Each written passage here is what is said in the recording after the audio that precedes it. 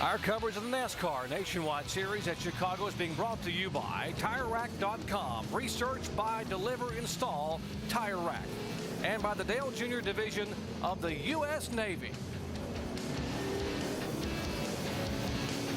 Take a look at our starting grid. David Reutemann becomes the 11th different pole winner in 2008. And believe it or not, folks, this is the first time in NASCAR Nationwide Series history we have had an all-Toyota front row.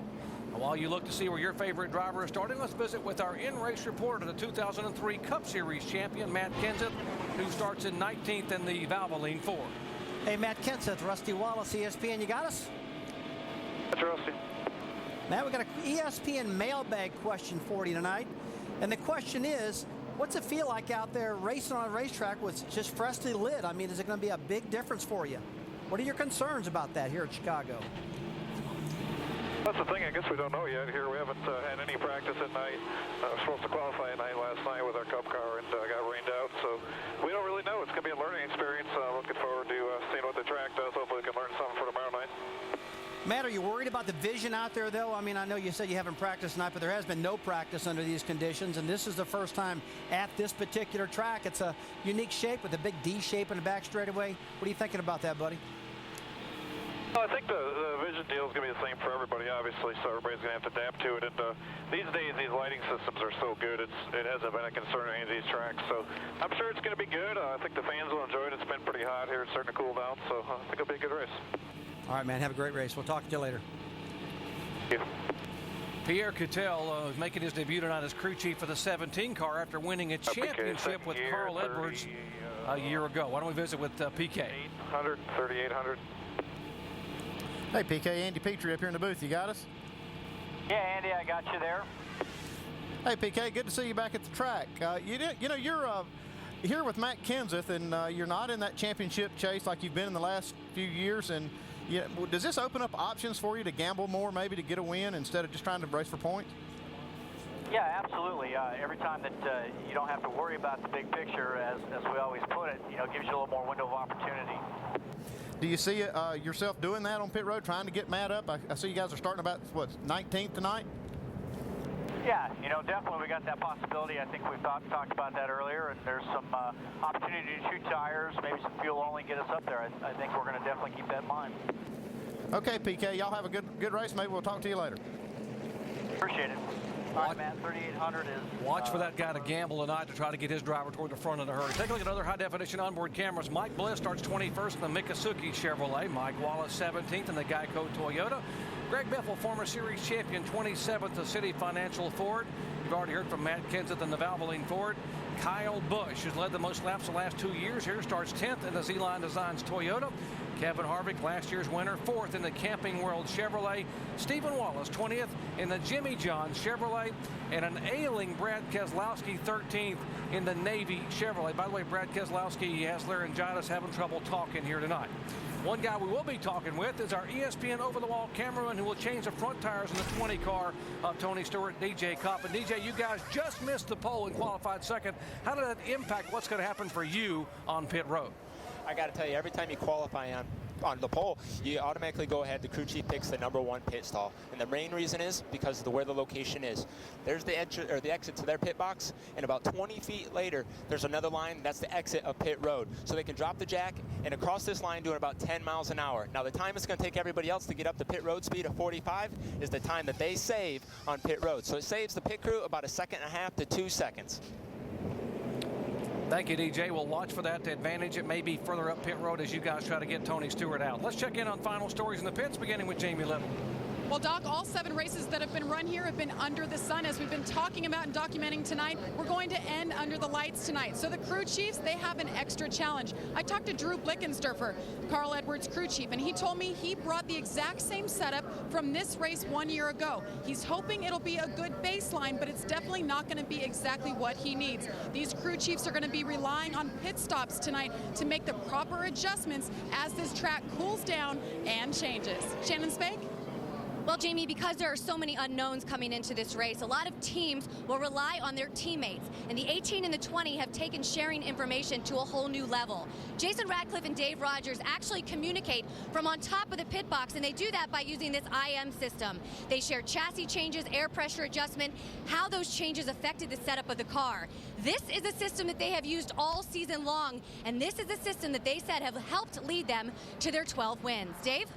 Shannon, Brad Keselowski will deal with his laryngitis by nothing more than barking into the microphone when he has short commands, but he'll also rely on us to hopefully show a lot of in-car shots of him running the steering wheel in certain directions. His crew chief, Tony Eury Sr., can tell just how loose or how tight the car is by watching those shots, and they're hoping we'll show it a lot. That's up to the director, isn't it, Doc? Yeah, it just might be. Couple of cars going to the rear. Kevin LePage driver change in the 52 car. By the way, in the 32 car, adjustments for Denny Hamlin. They had to go to the back of the pack. It is a 300-mile race, 200 laps, and they are lined up side by side. A pair of Toyotas. Great crowd on hand. Glad to have you with us here in Joliet, Illinois. NASCAR nationwide action as they hustle down to the green flag.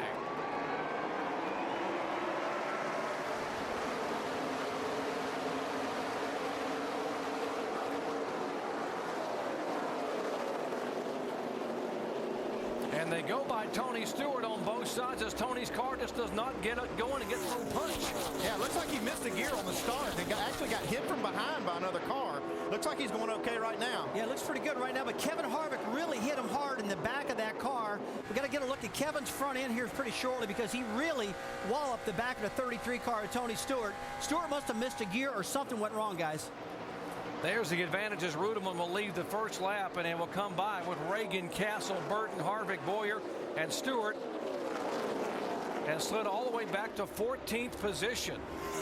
Man, I tell you, that's one of your biggest concerns all the time at the start of the race, getting a good start, don't spin in the tire, something like that. But I don't think that Tony actually spun the tires, guys. Looks like the thing just missed a gear or something like that. Boy, Harvick hit him so hard, and that is very, very unusual for a team like that to have something happen. Have you missed a shift on the start of a race? Has that happened to you in the past? Oh, it's happened to me many times, Jerry, and it's an embarrassing time to let it happen. Let's watch this restart.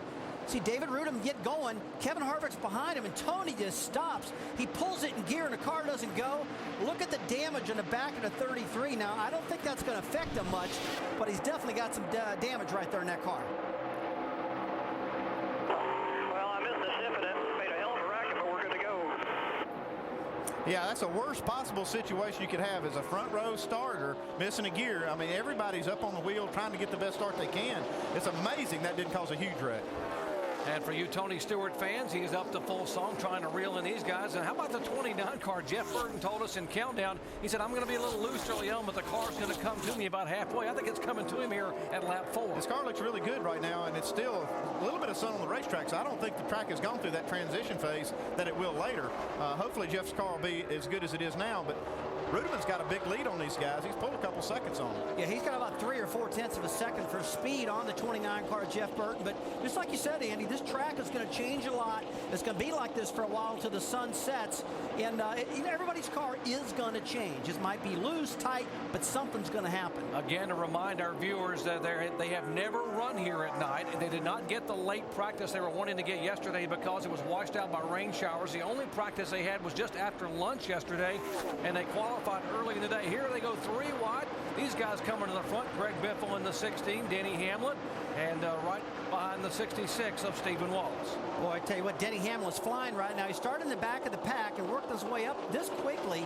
He had a shock absorber mount fail in qualifying, and he had to go to the back. And so looks like the car's handling good right now, though, Andy. He almost crashed the car qualifying because of that bolt you're talking about.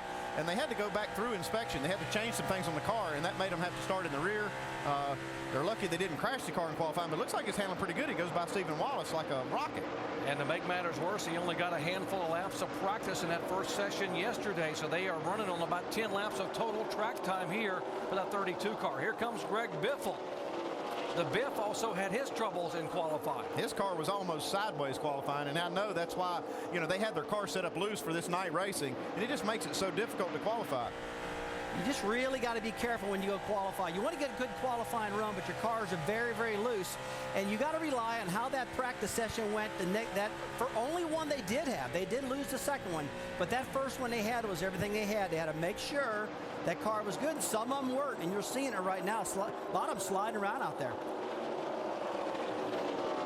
Lap number 8 of 200. Let's check in and, on the situation with Kevin Harvick on the damage with Shannon Spade. Yeah, Doc, you can see crew chief Rick Bren down here talking to the other guys on the team. Right now, they're just trying to figure out if they're going to bring Kevin down pit road. He says the temperatures are fine. The only thing that's going on is that the hood is flopping around a little bit. Kevin did tell his team to be ready if he needs to come down. So right now, they're just trying to figure out what they're going to do. Wow, he's got some pretty good damage on that hood, and the grill opening looks like it's okay as far as cooling the engine. That's got to really be hurting the downforce of that car. It's got to be hurting the downforce. But one thing I see, Andy, there's no smoke on the tires. The air dam is pretty low to the ground. They can come in on a pit stop, open that hood, beat it down flat, put some of that bear bond under, we call it, seal that thing off, be good as new. That, by the way, again, if you missed our countdown coverage, that's Rick Wren, who's the new crew chief this week, who runs the NASCAR truck team for Kevin Harvick. Let's listen into the radio.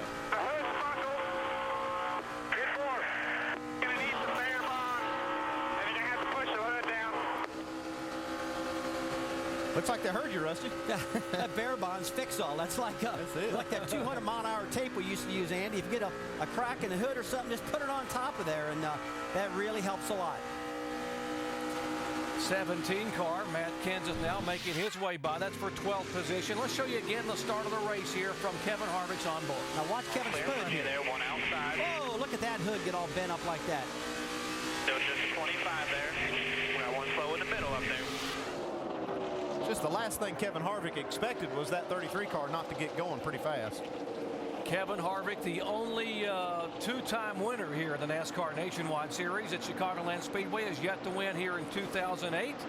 And there is the 99 car. David Reutemann trying to get his first win of the year, and he is setting sail some 3 seconds ahead of Jeff Burton.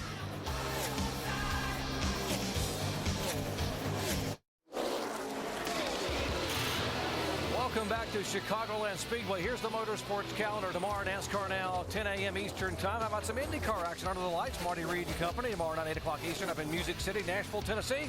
NHRA Mopar Mile High Nationals qualifying tomorrow, 10 Eastern time. And, of course, NHRA Race Day, also Sunday at 11 a.m. The final Sunday night, 8 o'clock Eastern time on ESPN2. Up front, it is David Reutemann, who was the pole sitter. 38-year-old Zephyr Hills, Florida driver, driving for Michael Waltrip in a Toyota. He has pulled away to a 4-second advantage over the Chevrolet of Jeff Burton. Burton back in the 29 car. There comes Jeff Burton. Tony Stewart not getting gone on the start kind of separated these guys and let Reutemann get a big lead right off the get-go, and he's kind of parlayed that into a pretty good lead. Yeah, he got right out of the Dodge. Take a look at Landon Castle. He's running great right now. 4th position. Looks like his car's running good, but Kyle Busch, he's come a long way, and he's just passing him on the inside right now like Landon's sitting still. Oh! Got loose there, it looks like Kyle did. He caught him, tried to pass him. Now he's lost his momentum. Might lose a spot here to Brian Vickers. Brian Vickers in the 10 car. Again, battle. It's 4th, 5th, and 6th on your screen. The 19-year-old Landon Castle holding his own against a couple of veterans there. Vickers going downstairs, and looks like Kyle Busch will ride the Toyota draft right on by the 5 car. I'll tell you what, they really caught Landon big time off of turn 4 right there. See Brian Vickers go to the bottom, and Kyle Busch just overhauled him on the backside, and that is just tight racing right there. Landon Castle, the learning curve very steep because he's got a really good car and a great owner in Dale Earnhardt Jr. and Rick Henry. But what about driving against the veterans from the Cup Series? The series is competitive, and on a competition side, it is difficult racing with Cup drivers. But as a young driver, it's almost like it's weighted if you do well. You know, if you run top 5 or top 10 against those Cup drivers, you get extreme exposure and credit for your accomplishments. Well, he might have gotten a lesson a second ago, and he's doing a great job there in the 5 car. Here's a little bit of contact from one of those Cup veterans. Yeah, is this a good job really by Kyle Busch not to get into him any harder, because Landon was struggling a little bit off that corner, got a little sideways. Dave, you got more on the 5? Yeah, Andy, that car has been just a little bit loose as we see Brad Keselowski now getting a run off the corner, trying to pass him as well. But the 5 car being loose, they also reminded him, the crew did, Landon, don't race him hard right now. Now's not the time. And you could see that the 18 and the 10 got by him. Yeah, Dave, he races too hard right now. He's liable to get wrecked and not have anything to even race at the end of the race. And this guy really needs laps. He needs experience on the racetrack. Yeah, that's a key thing. You got a slick racetrack right now. It's going to transition. It's going to get better and more grip, but he's got to ride it out right now. Don't overdrive the car. And he's doing a pretty good job. I thought Kyle Busch got a little close to him. Could have maybe gave him a little bit of a break there. And here's the future not only of this series, but also of NASCAR. The 88 and 5 side by side. They are teammates. Brad Keselowski, who got his first win in Nashville. And here comes last year's champion, Carl Edwards, now getting a little bit more racy. Dave? And you might wonder about the condition of that race car. He's up to 9th, but started 12th. Here's what Carl said on the radio. I said it's turning real good. It's just when I lift, I can tell it's on the left front a little bit, and it just turns around it too much, just a little bit. It bounces kind of hard on that left front too, more than it was in practice. Remember, this is information that crew chief Drew, who's only been with them for a few weeks, is deciphering and putting into his memory banks of what he can do for his new driver, Carl Edwards. Oh, Carl almost sliding up, as did the 18 car, into the side of the 5. Tell you what, guys, when you come down this front straightaway, a lot of them get real tight right to the bottom of this racetrack. In fact, a lot of them actually drive on the apron to try to pass cars, and you can see them coming off of turn 4, really getting tight down that front straightaway. And you're going to see that a lot throughout this race. Yeah, I might point out that there is no out of bounds on this racetrack like we saw last week at Daytona.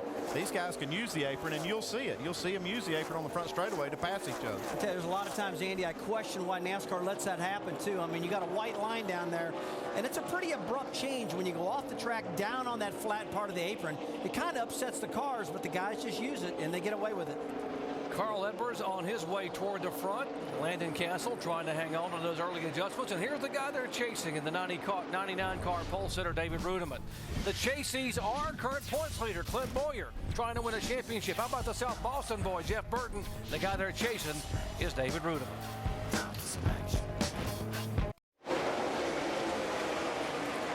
The Dollar General 300 for the NASCAR Nationwide Series underway at Chicagoland Speedway. See those light poles up there, sun beginning to head down behind the grandstand, ending a very hot and humid day. Who will be good when it's time for the finish of this thing, though? That's the question. Yeah, my man Harvick got a little dinged up there, so I think he's going to have a tough time working his way back toward the front. It's Chicago. Got to stick with it. I'm sticking with it. I'm keep cheering. All right, I'm still on the bandwagon, baby. Let's get you up to speed with Nationwide Insurance. We start with the race leader, David Reutemann's pit, and Shannon. Well, Alan, this pole could not have come at a better time for this 99 team. I talked to the crew chief, Jerry Baxter.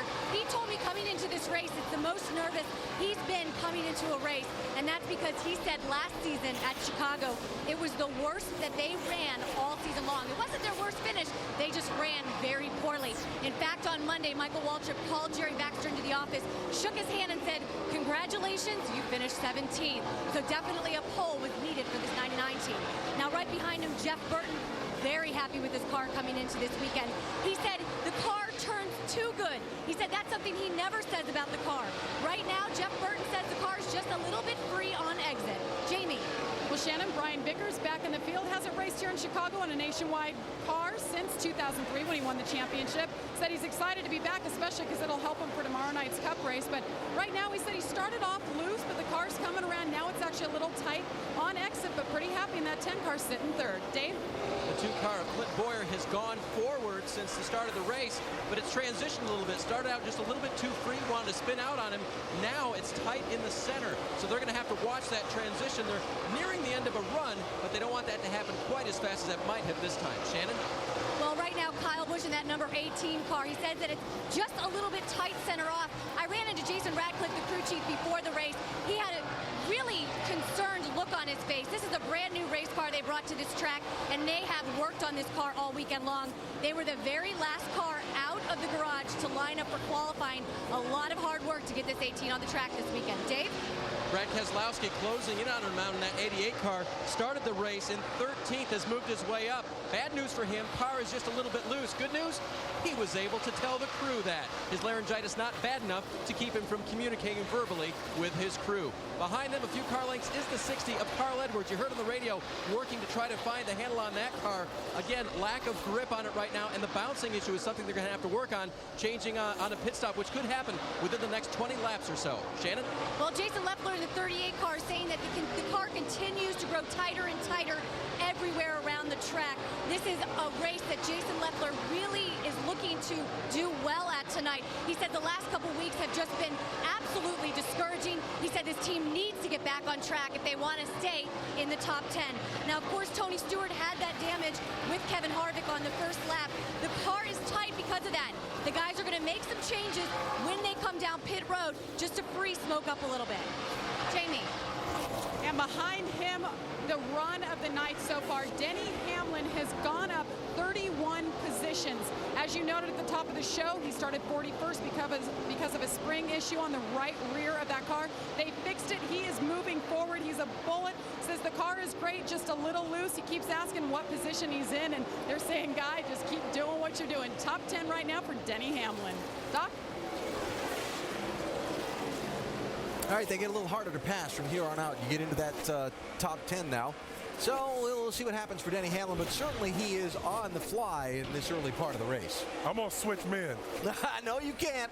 I'm jumping on the Denny Hamlin bandwagon right now. My man Harvick's got some arrow issues right now. Yeah, so, Kevin Harvick back in 23rd place right now. So, Doc, that's how the top 10 are running to this point. Thank you, guys. And we mentioned Kevin Harvick going in the other direction. He has lost 19 positions, and there is the guy who's leading, and he is moving in on the 33 of Kevin Harvick. Here's a battle for second spot. And how about Brian Vickers? Now, folks, we didn't get to hear, but Andy Petrie picked the 10 as a sleeper here when we were talking prior to coming on the air. He said, watch that 10 car, and, buddy, you knew something. He's proving it right now. He's been consistently the fastest car the last 10 laps. He's knocked about a second and a half off of the lead that David Reutemann had over him. Now he's moved into second spot. He can make some ground on him. I tell you what, those Braun cars have been really good. I mean, you talk about the car that Denny Hamlin's driving, Brian Vickers, virtually identical cars. The 38 car, Jason Leffler. His team's done a really good job with all the different drivers they've been having on these cars. So pretty impressive, guys. While you're watching these battles, we mentioned a couple of cars ahead of the garage area. The 02 of Andy Ponstein in the garage, the 31 of Kenny Hendrick, and the 90 car of Johnny Chapman. Here is Vickers at 45 miles an hour on pit road. What's going on? This has got to be unscheduled way before he would normally be coming. Jamie?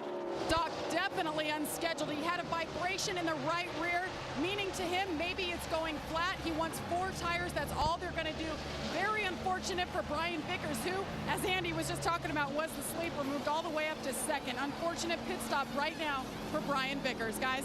This could work out for him, Jamie, if this thing will go green, because he'll be able to get in and out of here when these guys make their pit stops.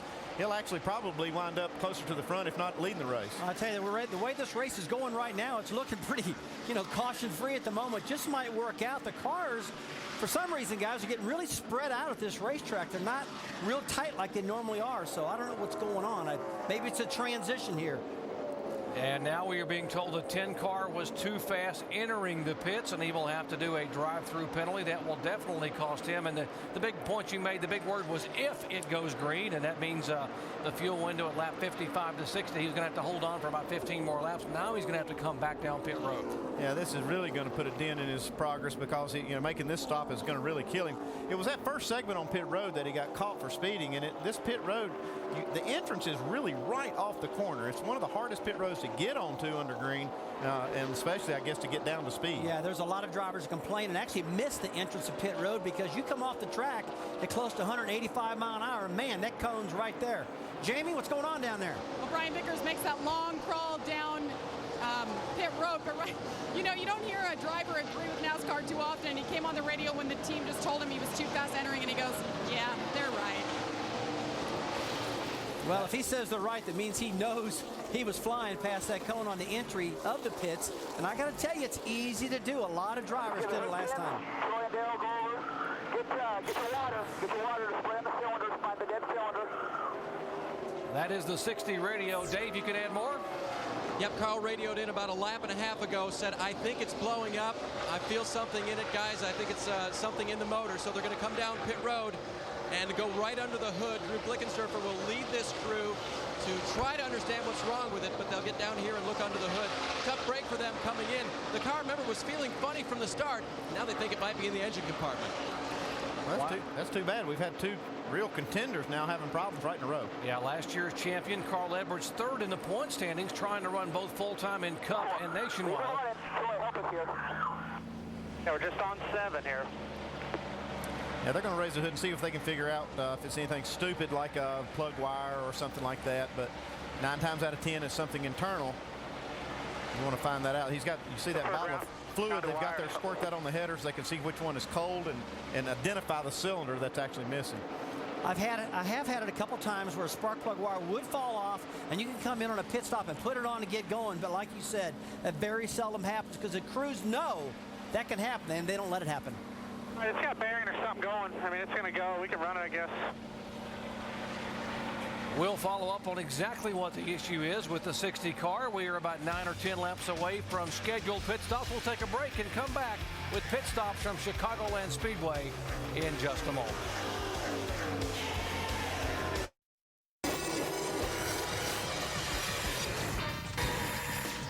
Hello, here's what's happening on SportsCenter right now. I'm Cindy Brunson. Brett Favre is itching to play again, and he's all right with another team not in Wisconsin scratching that itch. Today, Favre asked the Packers for his unconditional release. Remember, he's the NFL's all-time touchdown leader. And the National League's best home team, Chicago, wins again. Aramis Ramirez's 3-run shot in the bottom of the 8th against the Giants, fueling the Cubs' 3-1 victory. Next SportsCenter comes your way tonight, right after the nationwide race, so do stick and stay. Back at Chicagoland Speedway here in Joliet, Illinois. Sun is setting and is getting close to the first pit stops. In fact, some of the cars have already been on pit road. Dario Franchitti has been in. Elliott Sadler has been in. The 32 is in. Denny Hamlin in. There's the leader. There's the 32 car of Denny Hamlin. Have been coming from all the way from the back of the pack. They get 4 tires. He is down and away. 38 car Jason Leffler a moment ago, a near miss, almost got caught speeding. Let's go down to the 5 pit where Dave is. There is Landon Castle. They're going to make a 4-tire change, air pressure adjustment for Landon at this time. Remember, the car was still loose for him, and that's what they wanted to help fix. 4 tires, and they're gone. Good stop for the 5-punch. And Stephen Wallison, you see him working on that right side. He wants 4 tires. Trying to rebound after last week. It was such a disaster for him and his uncle, Mike Wallace. But they're working on the left sides there. A little slow on the pit stop there, Dave Burns. The 6 car of David Reagan was having trouble earlier, sliding the nose, and it had no rear grip on lap 24. Dave reported not any better. Air pressure and track bar adjustment for the 6-punch. Clint Bowyer on pit road as well. He said the entry of this corner was okay. He didn't want crew chief Dan Deeringhoff to mess with that. But again, this car tight from the center off of the corner. Bowyer on pit road. They'll make a 4-tire change with adjustments for him. Air pressure adjustments on that 2 car. And then they'll send him back down the way. Remember, this is a championship leader in the Nationwide Series. Shannon? Yeah, your race leader, David Rudiman, pulling that 99 car down pit road.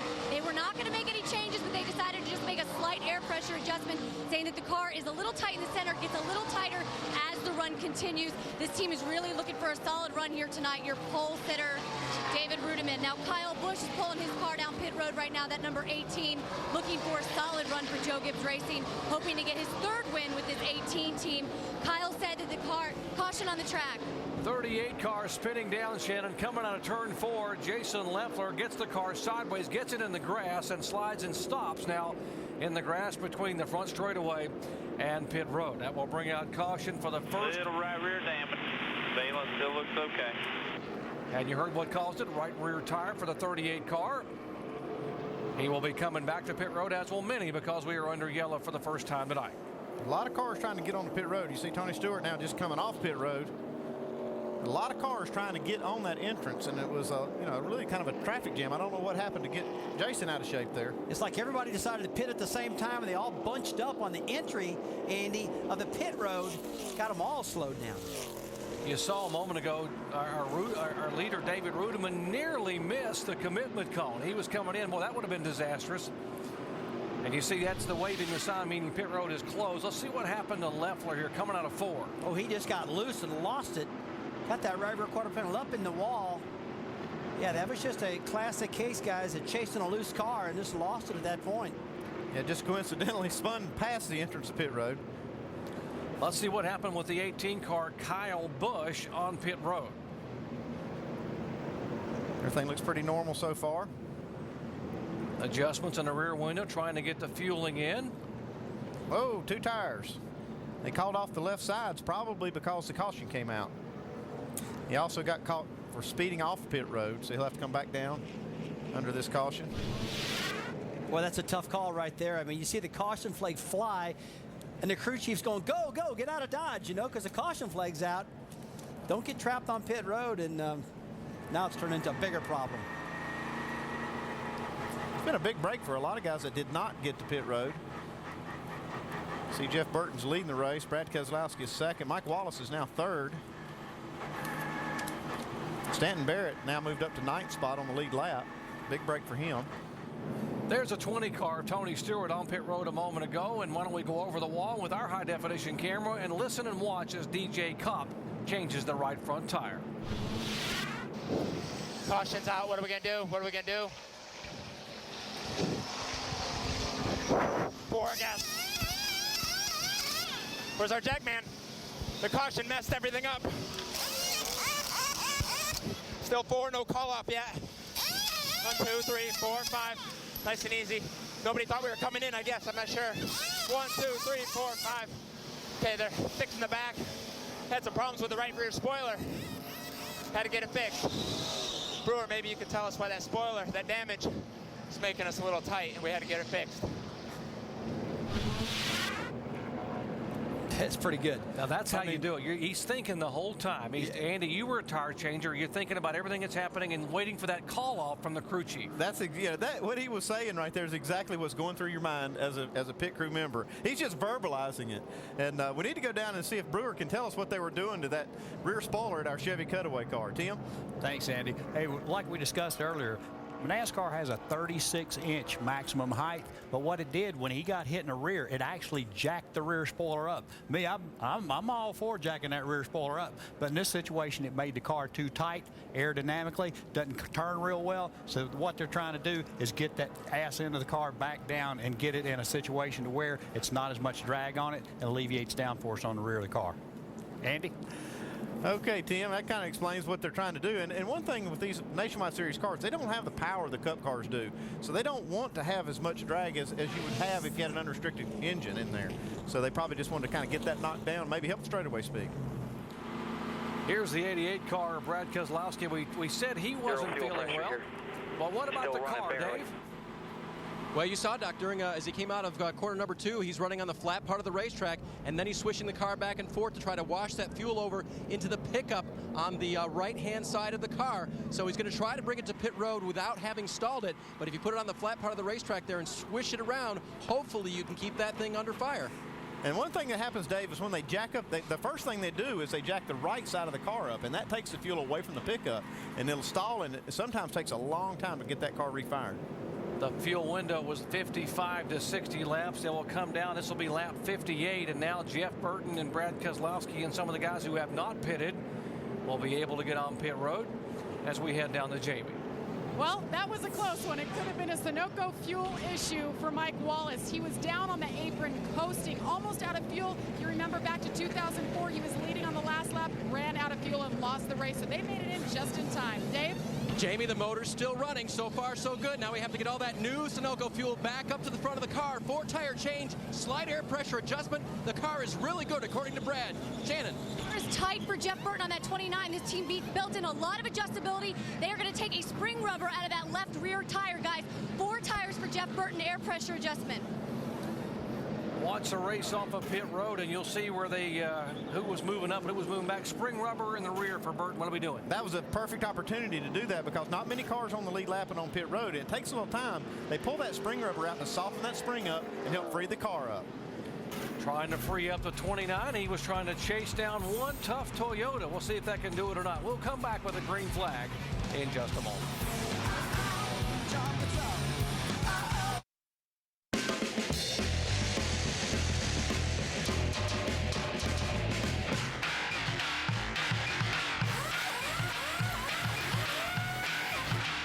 Some slamming and spinning here in the early laps at Chicagoland Speedway. And folks, next week we just move south about 250 miles for race number 21 in St. Louis. Actually, we stay in Illinois. The track is in Madison, Illinois, just across the river from St. Louis. 200 miles, 200 laps. Last year, Reed Sorensen dominated from the front row. And folks, he's going to be back in that car next week to try to defend that win at Gateway International Raceway.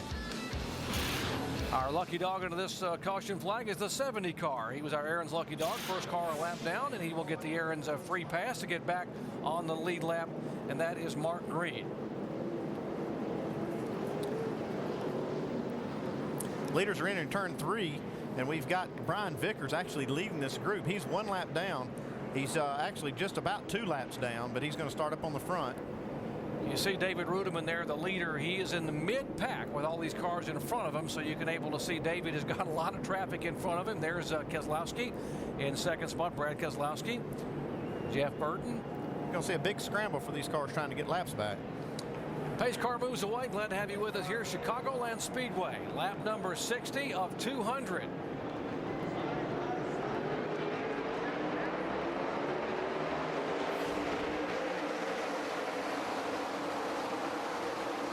Denny Hamlin up high. Ryan Vickers down low. Elliott Sadler. Well, there's the scramble. Clint Bowyer in that mess. He's the points leader. He's got to be careful. He didn't disappoint. I said it was going to be a scramble. Man, I tell you what, Denny Hamlin, he got through that gearbox just perfect. Pulled right up on the back of his teammate, Brian Vickers. And these cats are setting sail right now. 3 wide there is Matt Kenseth. He's the meat and net sandwich. And with the 6 car, David Reagan up high. And Bobby Matt Kenseth. And 17 goes around. We were just watching if he was going to be able to make it by. And the car goes spinning around and will bring out caution for the 2nd time. And I just started to say that's not where you want to be. You don't want to be in the middle of that pack. That's not a good break for Matt Kenseth, but it's a huge break for a lot of cars that were in front of the leader when that caution came out. He was 3 wide. He had David Reagan above him and the 25 of Bobby Hamilton Jr. below him, trying to get off the corner. I'll show you what happened again. Seeing right in the middle of the racetrack here, Bobby Hamilton Jr. underneath them. Bobby just gets in his left rear quarter panel. Just a slight nudge. And around goes Matt. Looks like he didn't really hardly hit anything, so he should be okay. Probably mad. Yeah, probably not going to be too happy with Bobby Hamilton. Pretty mad, though, you know.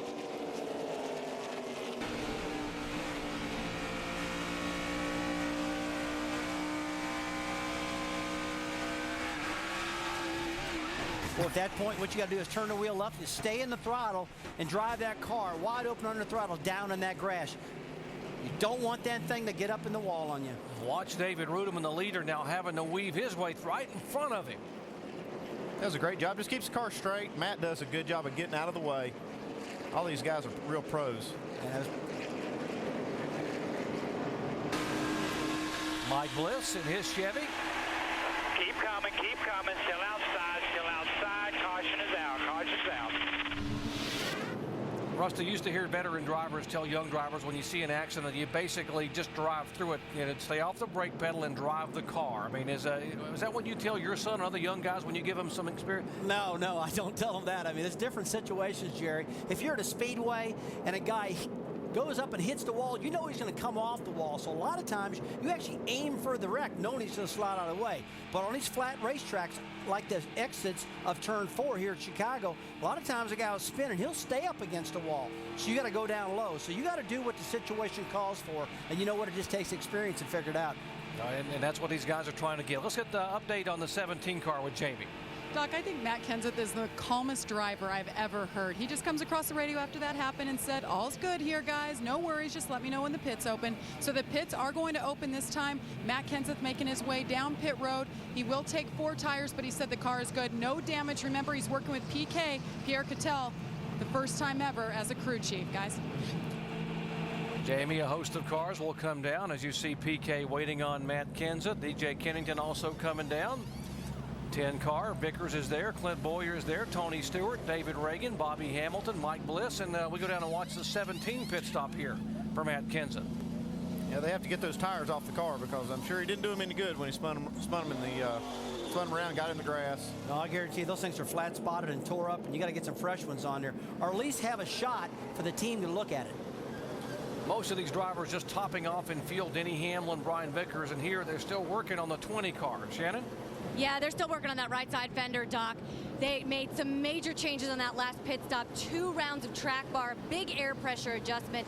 These guys have a very long night ahead of them if they want to get that 10th win. Of course, the 20 team looking to make history tonight by getting that win. Still working on the car. Damage from that first lap contact with Kevin Harvick when Tony Stewart missed the gear, guys. I wouldn't count them out just yet. This car's not hurt too bad, and they're working on it pretty hard. No, they'll be back. You're exactly right, Andy. I mean, this is early in the race. I mean, there's only 17 cars on the lead lap right now, and they can tune this baby up and get it just right. 59 car is our Aaron's Lucky Dog Free Pass Award winner, Marcus Ambrose, in the 59 car, getting back on the lead lap. Great crowd on hand and sun setting in behind the grandstand. Chicagoland Speedway enjoying NASCAR nationwide action under the lights.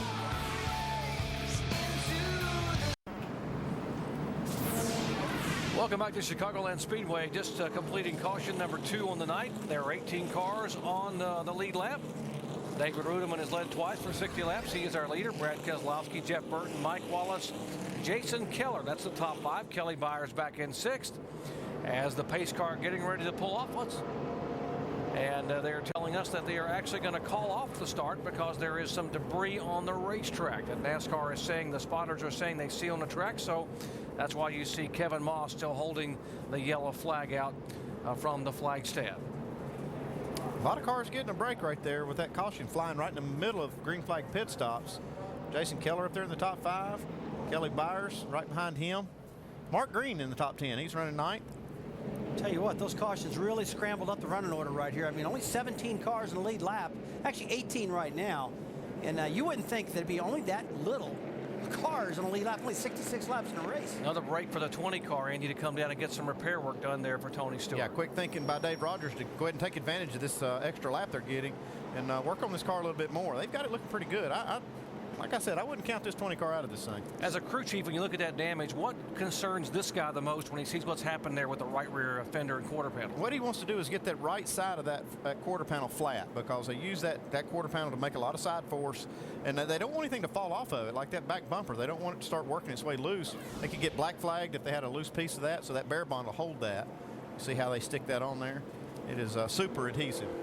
This has been the heavyweight champion of the NASCAR Nationwide Series. This team, Dave Rogers and company, have won 9 races in the 20 car with 4 different drivers, and Tony Stewart has won the bulk of those. He's a 5-time winner, trying to go for his 6th win tonight. Tony trying to hustle and catch up to the field there.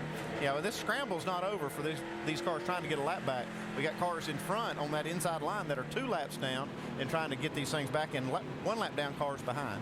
Pace car trying to pull off as David Reutemann lead him down. Let's listen to the spotters as they try to help him drive through this first lap as we go full throttle.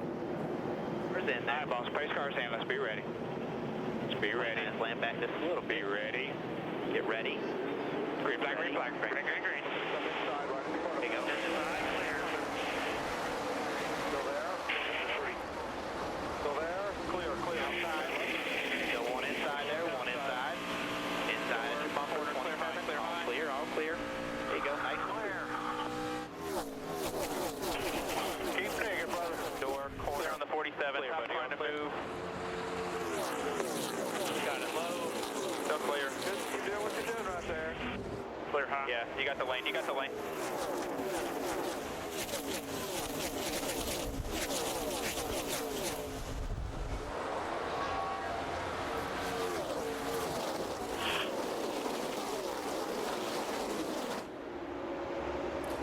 David Reutemann is driving a guided missile. Did he pull away or what when they waved that green flag? And here's the battle now, is not much of a battle, as Jeff Burton just goes sailing by the 88 car. That restart was just a little bit calmer than that first one, or the last one we just had, with all the cars on the tail end of the lead lap in front of the leaders. Reutemann now just got clear sailing out in front. while these guys are left to fight it out. The 38 car, Jason Leffler, he's the car that spun to bring out the caution flag, the first one on lap 55. He is 4 laps down, but he has a very good race car. Yeah, he had some mistakes there, trying to get on pit road under green, made a couple of stops, and then brought the caution out, so he's lost quite a few laps, but still has a fast car, and it's still quite a few laps to go. And it looks like he's fixed that right rear quarter panel enough to fix it up. You said it, Andy. Here comes Tony Stewart. The 5 car, Landon Kessel, slides real high, and Stewart goes by him. Mike Bliss on the inside of Stewart. It's Toyota and Chevrolet battling side by side for a 12th spot. Kind of looked like a little slide job Tony Stewart put on that 5 car. How about it, Shannon? Yeah, you know, Dave Rogers, what a guy. I mean, he's going to work on that 20 car. They are really wanting to get that 10th win here tonight for Tony Stewart. You know, I asked Dave Rogers coming into the race weekends how he sets these cars up for these drivers. He has different drivers in each week. He says he makes it as simple as possible. He sets the car up the way that he thinks it'll be fast and then allows the drivers to fine-tune it. Right now, he's allowing Tony Stewart to go to work after he's done his job on pit road. A lot of traffic in front of him, but a fast race car. Tell you what, a lot of air turbulence out there right now getting stirred up. Those cars don't handle real good under those conditions. 32 car, Denny Hamlin up ahead of him. Whoa, and about to rub some avocados down there on Clint Bowyer. 3 wide, getting in the corner. That's racy. We saw the 16 car, Greg Biffle, just get sideways right there as he exit turn 4. Cars are running fast right now in these restarts with these fresher tires on, and they're trying to get all they possibly can on those new tires because they know they're going to slow up and stabilize. Get it done right now. 32 car, Hamlin. That car back in 7th spot. The 2 is Bowyer. He is 8th. The 20, Tony Stewart, is 9th. Good run for Mike Wallace in the 7 car. As you look back from Mike Wallace's onboard camera, trying to hold off the likes of Denny Hamlin. He's got some stout cars right there. Denny Hamlin, Tony Stewart coming from behind. These guys are moving to the front. One thing I'm noticing is the racetrack has really got a lot of shade on it now. The sun's gone down, and it's definitely going through that first transition. Yeah, I totally agree. The transition is done right now. There's no sun. A lot of grip out there right now, a lot of speed. Clint Bowyer up high and almost sends the 20 car into the wall, and now they will split and go by the lap car of Matt Kenseth. Now here comes Stewart clawing back. Man, this is a race going on right here, boys. Well, I tell you, these cars get real grippy, man. This track is good right now, and they can maneuver these cars good. A lot cooler. That's one thing we haven't seen here at Chicago. Remember, this is the first night race under the lights. Tony Stewart, these are 6th, 7th, and 8th. Stewart right up on the 2 car and gets the 2 car a little bit loose and goes under him to take the spot away. You can see that coming. Yeah, he never touched him. He just got him aerodynamically loose, and that turns the car sideways. Dave, what about that 2 car? Wow, great racing in the middle of the pack there, Rusty. The crew chief on the 2 car, Darren Deeringhoff, told me that this is the meaty part of the race where it changes from day to night. It's not as long as the 600 in Charlotte. It doesn't start as early, doesn't end as late, but right here is where teams have to make the right moves for their driver. Unfortunately, that move was not caused by anything the crew could do. Just got Clint loose. Right up behind him, and Rusty, as a driver, can you see this coming in the mirror? Oh, yeah, you can see it coming when it gets right on your bumper. Hey, man, that just makes you loose. Look there, he didn't touch him. That baby just got loose, started sliding around. And Tony pounces on him, passes him. But you know what? Bowyer could come back and do the same thing back to him. If he didn't touch him, you couldn't slide a piece of paper between those bumpers. I'll tell you that. Just trust me, he didn't touch him, man. He just was close. Man. He could have sprayed some Old Spice on him as close as he was. They were just inches apart. And these guys are making, and it cost him 4 positions. The 2 car was running in 6th spot, and now he is falling all the way back to 10th position. That 20 car's been like a freight train since this restart, going to the front. Nothing's going to stop him from getting there, does it look like? Jason Keller, the 11 car, in front of Bowyer.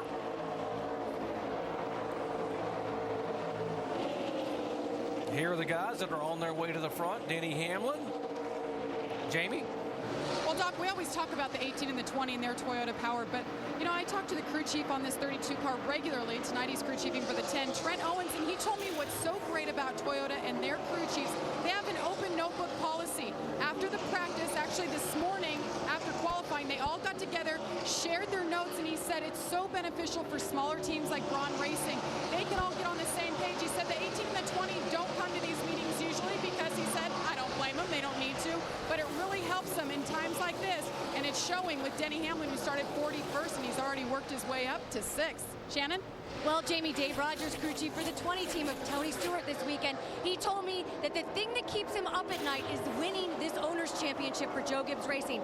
He told me Joe Gibbs Racing has a championship on the Cup side, but they do not have a nationwide championship. He wants to be the one to give it to him. Tony right now saying that the car is a little tight to the center, and oh yeah, that movie made on Clint Bowyer, Dave Rogers came over the radio and said, thanks for that. That was pretty cool, Tony. Teamwork. These guys, a couple of Toyota drivers trying to make their way into the top 5. Denny Hamlin is one spot away, and here's the guy they're chasing. How about the car of David Reutemann from the pole? He has led twice for 74 laps.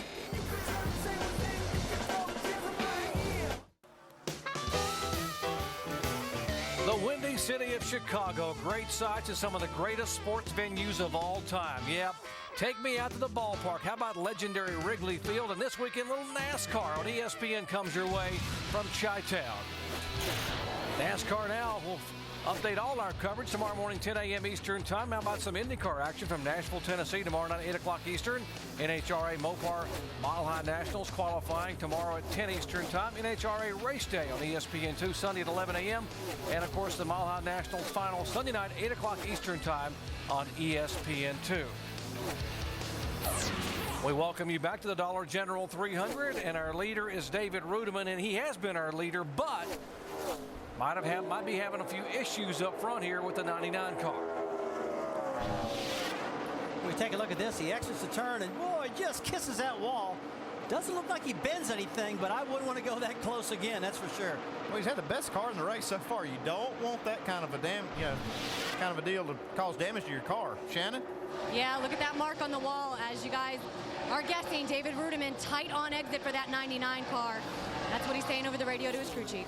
Yeah, Rusty, I was wondering if this transition the track's going through has changed his car so much that it kind of took him by surprise. It probably did, Andy. This is one track that gets very tight as it goes on, let alone it's getting dark right now, and it's going to make it worse. And these guys have never experienced these conditions before. And something he hasn't experienced thus far tonight is someone catching him in the mirror. It's exactly what Jeff Burton in that 29 car is doing. He's reeling in all the way down almost to the grass. That's a pretty good groove right there. Have you ever done that here at Chicago? I've done it a couple times, you know, but that goes back to what we talked about. You don't normally see that in places like the speedways, but here there's no out of bounds. They can do that.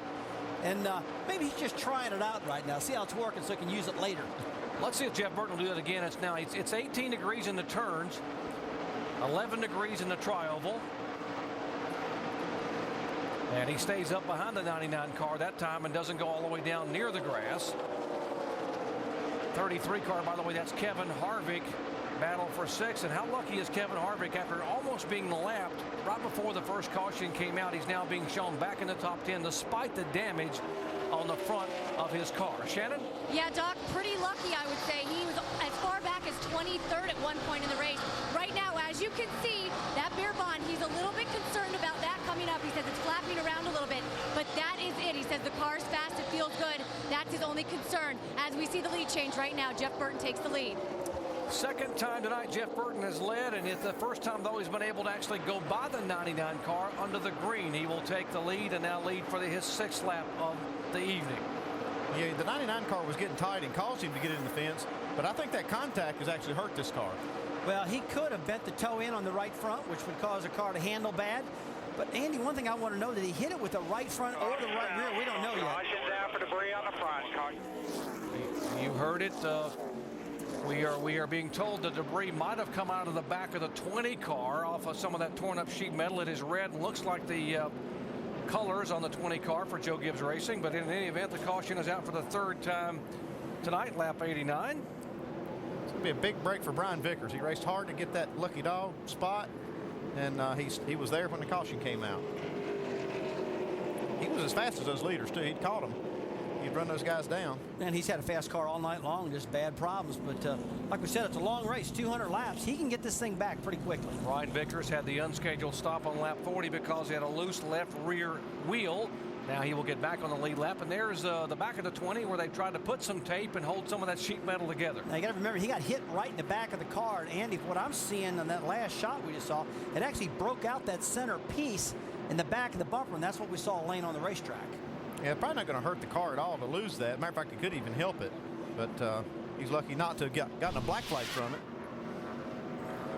And watch the back of the 20, top of your screen there. We'll see if it just peels. Yep, sure does. Well, let me tell you something. That is not going to hurt this car. I've seen this many times. The air is trying to get out from underneath these cars. If you can relieve that, you got something. Here come the leaders down pit road.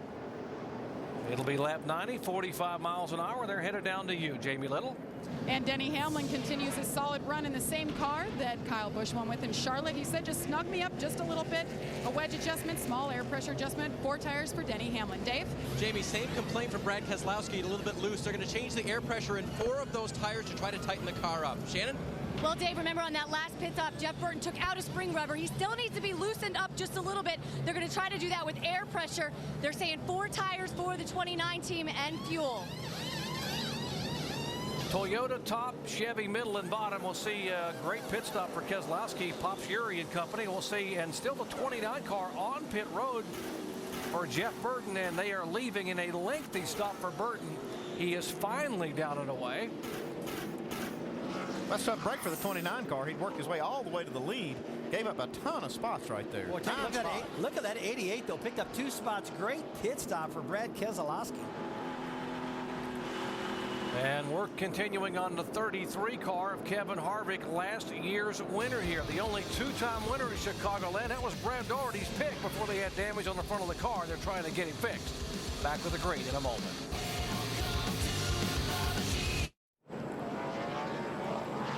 Lights are on. Beautiful sunset here in Chicagoland as we get ready to go back racing in the Dollar General 300. Jeff Burton leading going on to pit road. He's running 10th now. Let's have a listen. What happened down there, Pat? We went to pull that boot out of the left rear and the handle broke on it. So, but we got it out. I mean, I hated to do it, but that 10 car, he's the best car here, and he still had us by a couple tenths there. Yeah, but you put your whole self in a big hole here, buddy. We'll be all right because we got the man behind the wheel. Team owner Richard Childress, and there is the broken handle on the spring rubber they were trying to pull out. Brian Vickers just back on the lead lap. He got the lucky dog even after all of his trials and tribulations trying to get on pit road and the speeding violation. He did get a break, though, because the caution came out before he got on the pit road. So he's back on the lead lap, and he is the man. Watch him to come. 19th place on the restart for Vickers, Doc.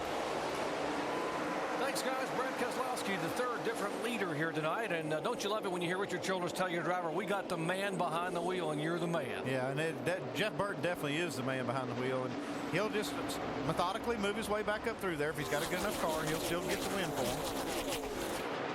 See what kind of car David Reutemann has had. If you just joined our coverage, he has the dominant car set on the pole to 99, but then scraped the wall, and the car really just went away. He's under attack now from the 18 of Kyle Busch. Now, this is one of the best restarts I've seen so far. No problems, and they had a pretty good start here. Be good indication to see how Keselowski and Reutemann actually stack up now. See Kyle Busch on the outside there.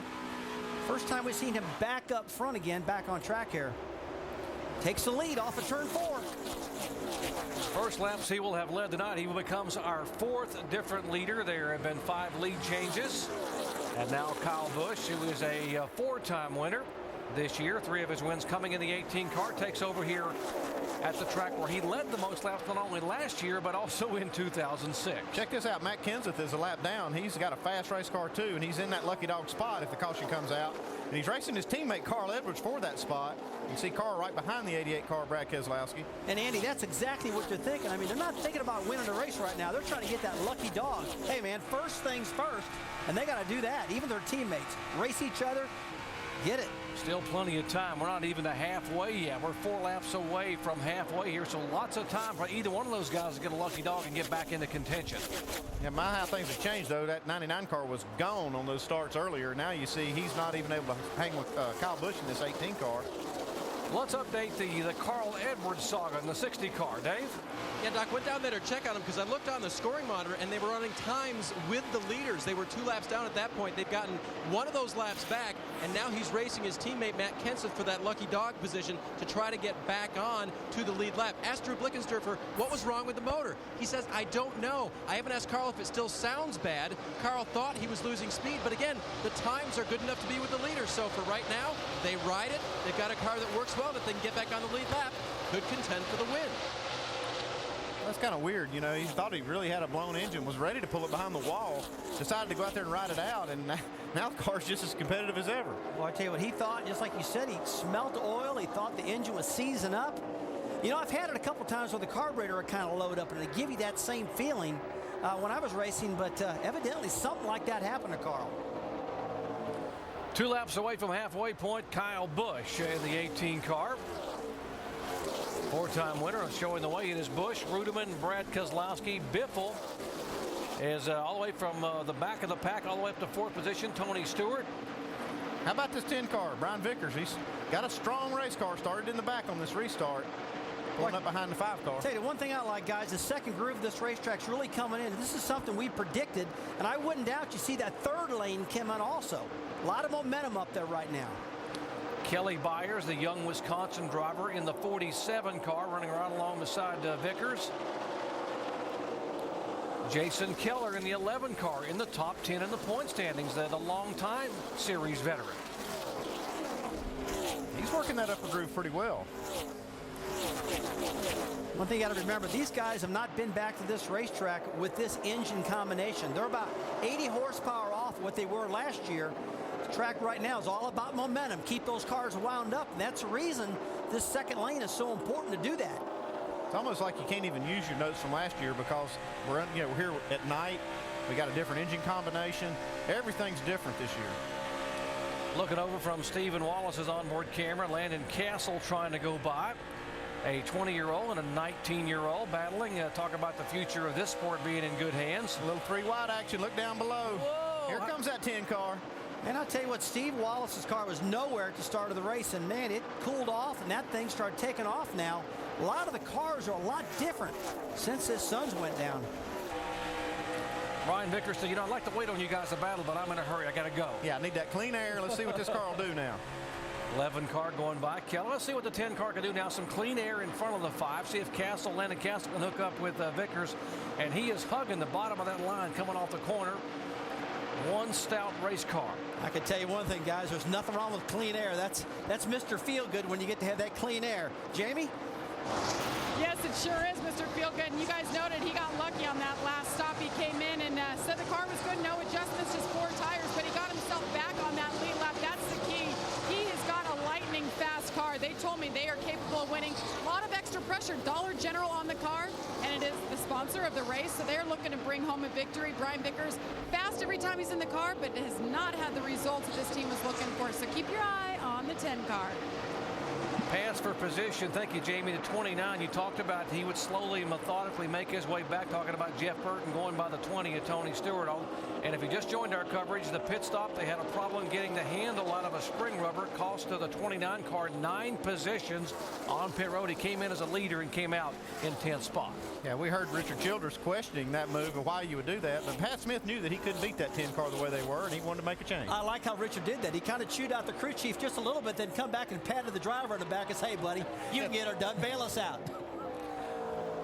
Just past the halfway point here at Chicagoland. First time ever the NASCAR Nationwide Series cars have run under the lights. Glad to have you with us. We have had 4 different leaders, 5 lead changes, and Kyle Busch, the NASCAR Sprint Cup points leader and 4-time winner in this series, showing the way here tonight.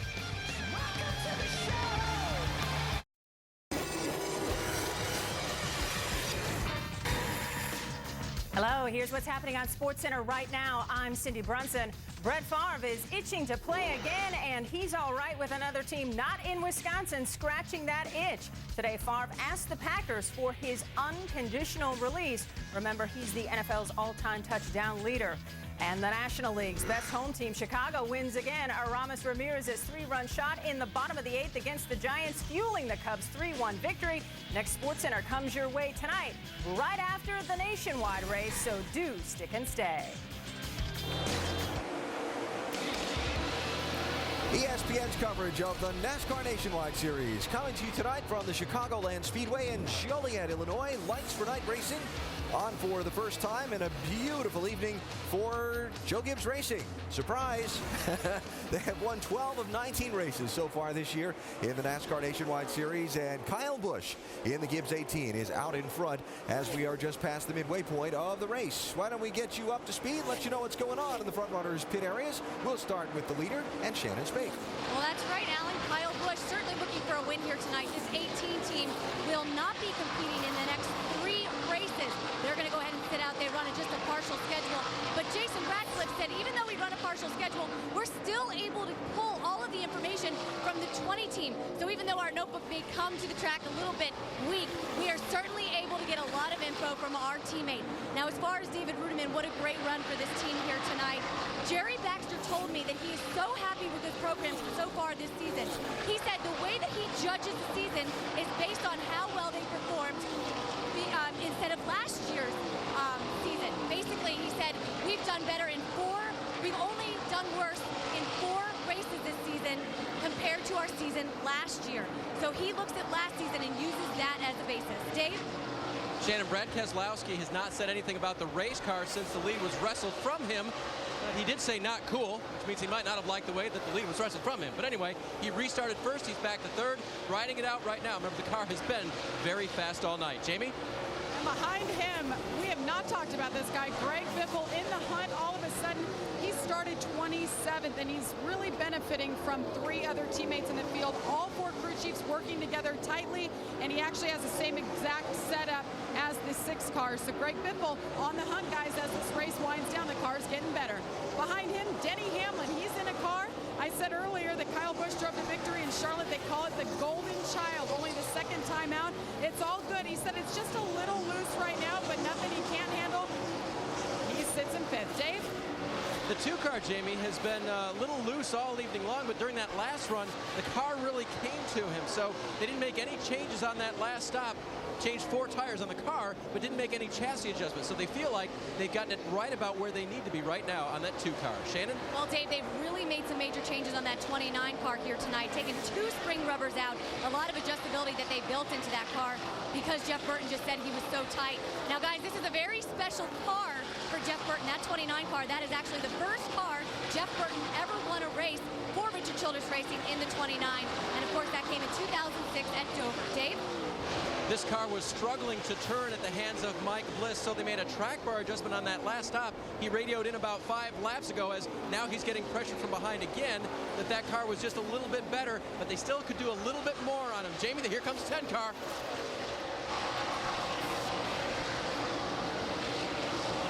And he's on the move. Brian Vickers behind him, working his way up, got that lead lap back. He was the lucky dog last time around. And guys, we got to keep our eye on this. They think they can take the win. Shannon? Well, Jamie, don't look now, but that number 20, Tony Stewart, back in the top 10. Rough night for these guys. They've been really working on that car after contact on the first lap. Right now, Tony Stewart is saying that the car is just a little tight when he gets back on the gas, and he just needs it to cut a little bit through the turns. Alan? All right, Shannon, thanks. So there's Up to Speed with Nationwide Insurance and stories from the pits of the top 10 drivers at this point. 19 on the lead lap, and we have 83 laps to go. And Doc and Andy and Rusty, I'm sitting here with my calculator out. If this were to go green to the finish, fuel mileage could get to be kind of an interesting thing, too. Yeah, it is, Alan. They're going to have to really stretch it on both these runs if it does go green. We haven't seen evidence that it's going to do that. We've seen some cautions tonight, but it could work out that way. I'll tell you guys, it seems like a broken record. I've heard this all year long. Fuel mileage. With these 18-gallon fuel cells, it seems like it's been tougher this year with this fuel mileage stuff. They pitted on lap 91. If you do the calculations and 55 plus lap, it would be about 145 to 150. And folks, it's going to make it really close for some of these guys on the fuel. We have had 3 caution flags thus far tonight for a total of 15 laps. And there's a look at the fuel gauges inside those 3 cars. Kyle Busch, the leader right now, and Kyle has now led for the last 25 laps.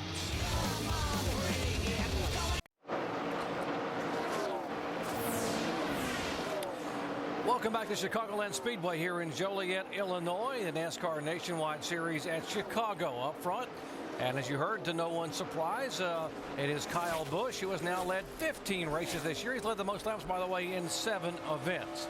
And we talked to some of the drivers about how Toyota has managed to do what they've done coming in to NASCAR in both the NASCAR Sprint Cup and the Nationwide Series. Here's what the drivers had to say.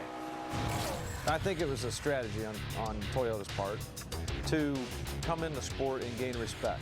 I think Gibbs' relationship with Toyota and their own power, their own people, have built what they have.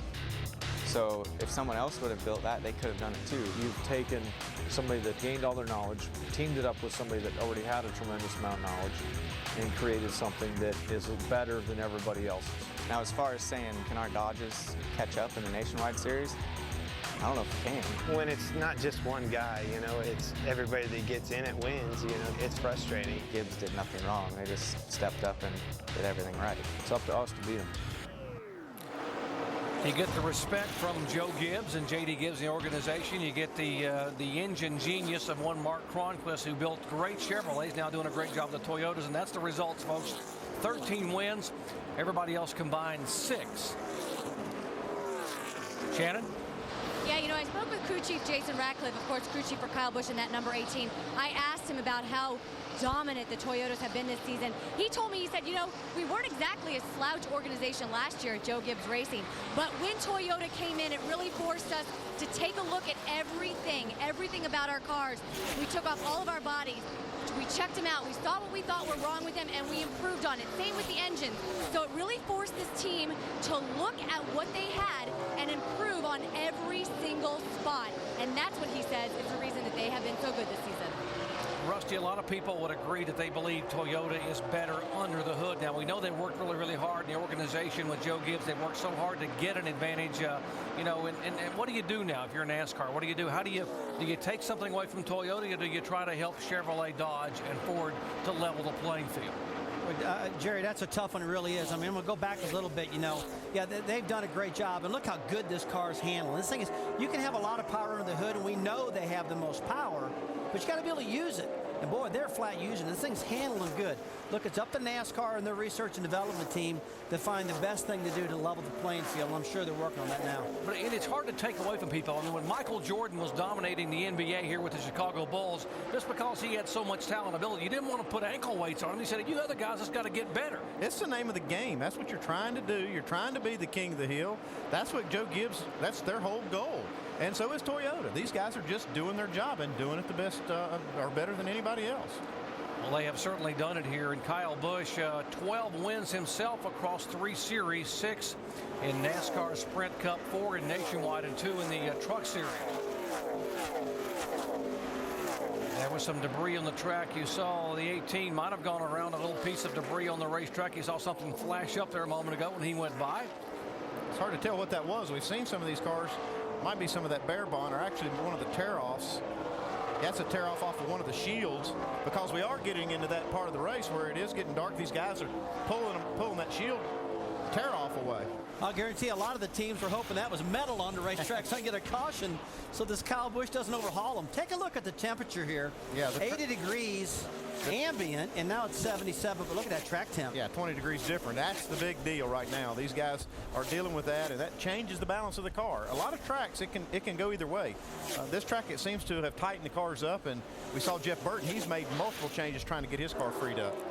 You were doing some calculating now, crew chief, a moment ago on the fuel mileage. We were speculating that they would be close on one more stop. What kind of numbers you come up with? Well, they're going to have to run about 55 laps in each run here, 54 and 55 laps. I think they can do it. Most of the front runners can do that. There may be a few of them that cannot, but they're going to have to stretch this run to be able to make the last run. They got to get every drop out of both runs. So probably that last scheduled stop, if we stay green, would be 12 to 14 laps away. So we'll take a break and come back and see what Kyle Busch, REUTIMANN, KESELOWSKI, and company will do.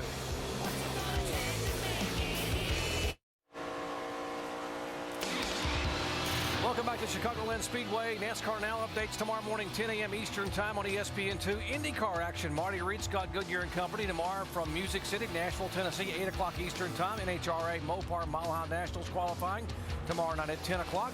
NHRA Race Day Sunday at 11 a.m. and NHRA Mopar Nationals Final Sunday at 8 o'clock Eastern Time, all on ESPN2. Man, it'd be a good day to sit on the couch and watch some TV, watch some Indy cars, watch some drag racing.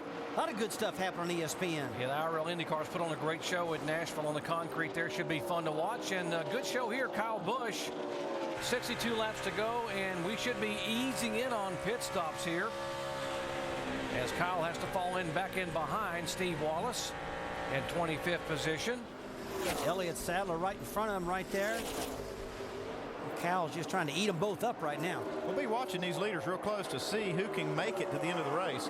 If anybody pits before 55 laps to go, they're going to kind of tip their hand as not being able to make it.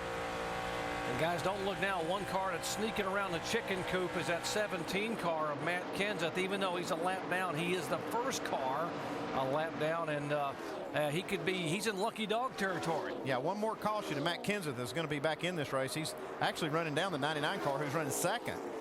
David REUTIMANN. I tell you, that was a really low line that Kyle Busch took right on the apron down against the grass. That was really something. How much would Pierre Cattell love to get that 17 car in victory lane? His first time out on the pit box with Matt Kenseth. Are you kidding? That'll redeem himself, make him feel better. I mean, we know he's a great crew chief. We know he's won a bunch of races, and we know Matt Kenseth is a good driver too. Yeah, so it's a pretty good match. He's already proven it to me because his cars are handling very well tonight. He's very competitive. He's got a car that could win this race. Yeah, that car's got a cool looking paint scheme on it too. I like the way that thing's painted up. I haven't seen Valvoline on that 17 car all year long, I don't think. Kenseth only making his 5th start of the year. He won for the first time for Ford this year at Atlanta, back for Roush Fenway. And he will only run 2 more races this season, Watkins Glen and Kansas, and they will turn this car over to Jamie McMurray for 7 events here later in the season.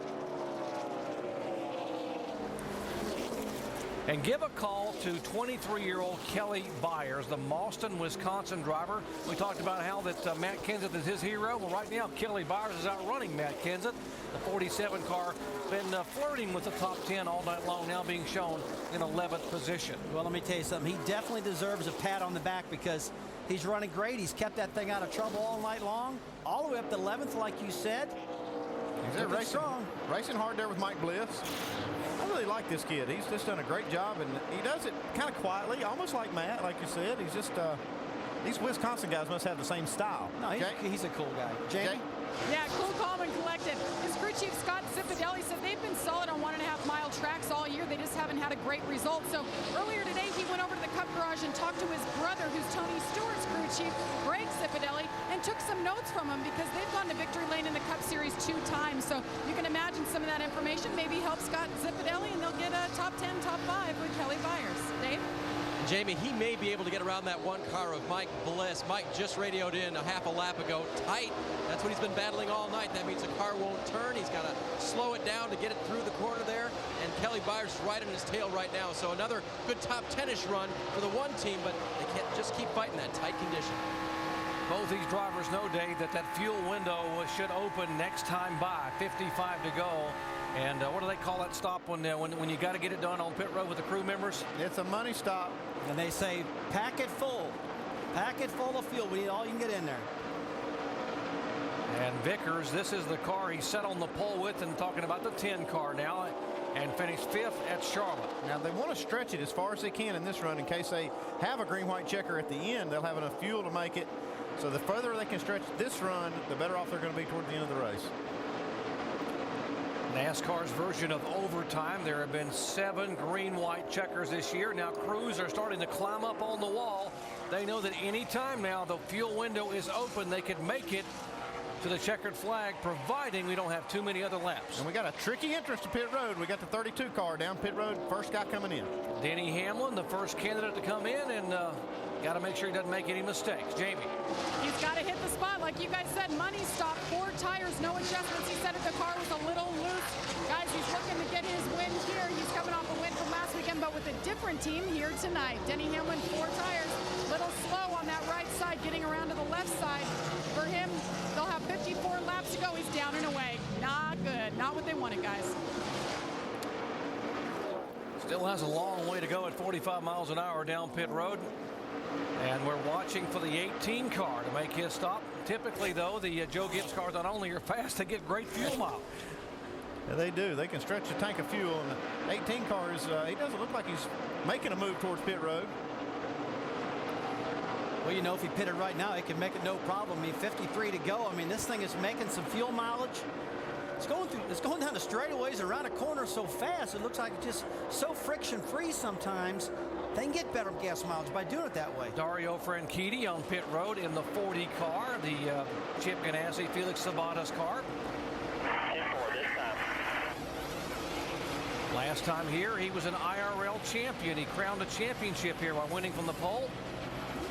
Watching the left side of your screen, Franchitti down 17 seconds, and the 99 and 88, a couple of double numbers battling for second position.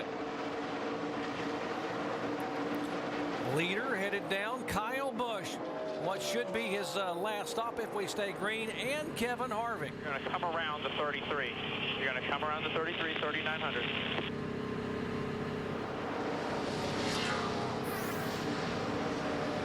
Well, your race leader, Kyle Busch, bringing it down pit road about 10 laps ago. He told his crew chief, Jason Ratcliffe, that he thought he might be having some engine problems. But right now, all good with the car. All they're going to do on this car is take a tear off that front windshield. 4 tires. Jamie. Well, the engine is all good for that 10 car. Worked his way up to 6th. Brian Vickers looking for his first win in almost 5 years, guys, in the Nationwide Series. 4 tires. It's his Cup crew over the wall, and they high five. It's a good stop for Vickers. 99, Reutemann coming down. Keselowski coming down for their final stop. 45, Dave. 88 of Keselowski is in right now. He said it could be a little freer in the center of the corner. It's tight to the center right now, so they're going to change 4 tires, air pressure adjustment. Shannon. Well, Dave, 99, David Reutemann is also tight. They're going to take 4 tires, fuel, and a track bar adjustment for David Reutemann. Your pole sitter having a great night here tonight. Close call for the 99 chassis adjustment. 20 car also in. Tony Stewart right above this. All right, as you watch the pit stops continuing here, the 99 car, David Reutemann. Jamie. And Greg Biffle been pretty quiet tonight. The car's been good. He just needs a little horsepower to get him up there, but he's been sitting around that top 3 to 4 position. Right side tires, they move around to the left. Hopefully this is going to be the money stop and the last one for Greg Biffle. Dave? Jamie, the 2 car is on pit road. Clint Bowyer saying that car turned less well as the run went on. David Reagan also on pit road as well. Here comes Bowyer. What they're going to do is put 1 round of wedge in the right rear of that car. That'll be a wrench going in the rear window there. They'll make that adjustment, and that should help that car turn a little bit better for Clint Bowyer. Making this lap stop coming in on lap 152. 48 laps to go in this race right now. That should be good for Bowyer. Remember, came into this race leading the championship and has not been running up on the leaders as far as this race has gone on, trying to make 1 final adjustment. There goes that round of wedge to try to get him back in the hunt.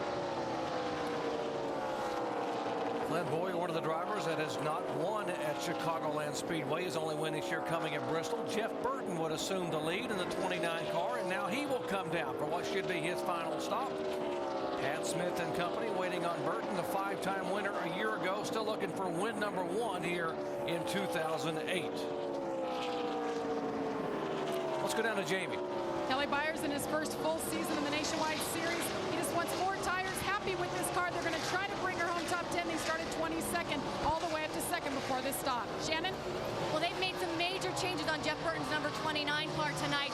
And can you believe it? He says he's tighter than he was before. They've already taken 2 spring rubbers out of that car. So they are going to go to work on that car. 4 tires for Jeff Burton, guys. Burton down and away, and a lot of guys, Andy, complaining of being very tight. We saw how the track temperature had dropped some 40 degrees since the evening began. Here's Jason Keller. Todd Gordon and company finishing off the pit stop on his Chevrolet. That was one of the big unknowns coming into this race, being the first race under the lights, how this track would change and how much, and these guys are just now kind of finding that out. Kyle Busch back up front as they cycle through with the leader, but a close call. Watch David Reutemann getting onto his pit. That's Mark Green in the 70 car. Whoa! Mark Green coming out of his pit, and David Reutemann coming in. Nice job for David Reutemann to miss that. Yeah, nice job of Mark Green to get on the brakes a little bit, too. Give him a little breather room there. Here's the battle now. Second place, Reutemann and Hamlin. And it's second and third on your screen. About 4 car lengths back to Brad Keselowski in 4th position. 45 laps to go. Final pit stops are done. If we stay green, it's all about what these guys have in the car. And this guy here has got a lot in this car. Kyle Busch trying to get win number 5 here in 2008.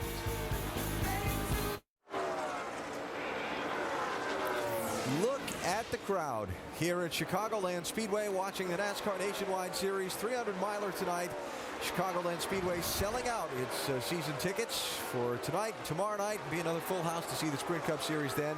Beautiful night for racing, and of course this is the first night race here at this racetrack after the newly installed lighting system put in play for this year.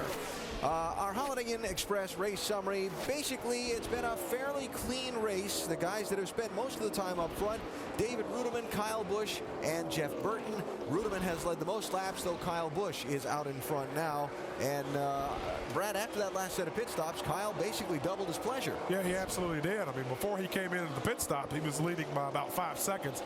Now you look at it, it's almost 10 seconds. So he got a great pit stop. Guys did a great job getting him off pit road, getting him a little bit more position. He's checking out on him. And the other headline of the night, speed. Record pace so far. Just those 3 cautions we showed you in our race summary. Just 15 laps of yellow of the 162 runs so far. Record pace at this point for Kyle Busch as he goes in search of yet another Joe Gibbs Racing win. 14 cars on the lead lap now. Marcus Ambrose, the first car lap down, in position to try and get a lucky dog if we happen to catch a caution flag.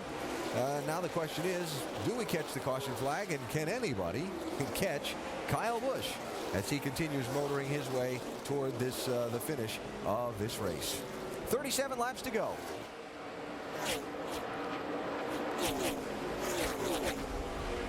There's David Reutemann, second place driver, kind of locked up in a tight fight there with Denny Hamlin for third. Back to the front for Hamlin. Absolutely, and I tell you what, Alan, if you look back, the 20 car looks like it's going to maybe not have an opportunity to win for the first time in a long time. Tony Stewart's done a good job, though, getting back up to 9th place. Jeff Burton's got a great run, and O'Brien Vickers, he is still coming.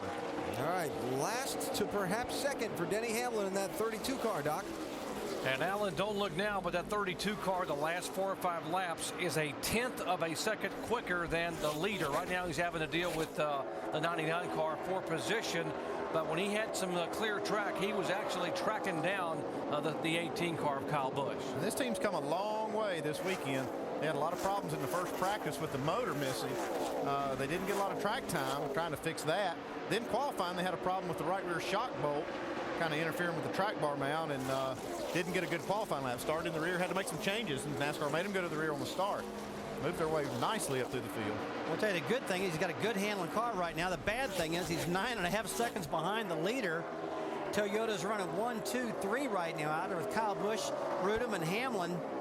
But boy, Kyle Busch has set sail, and it's going to be tough for Reutemann and Hamlin to run him down.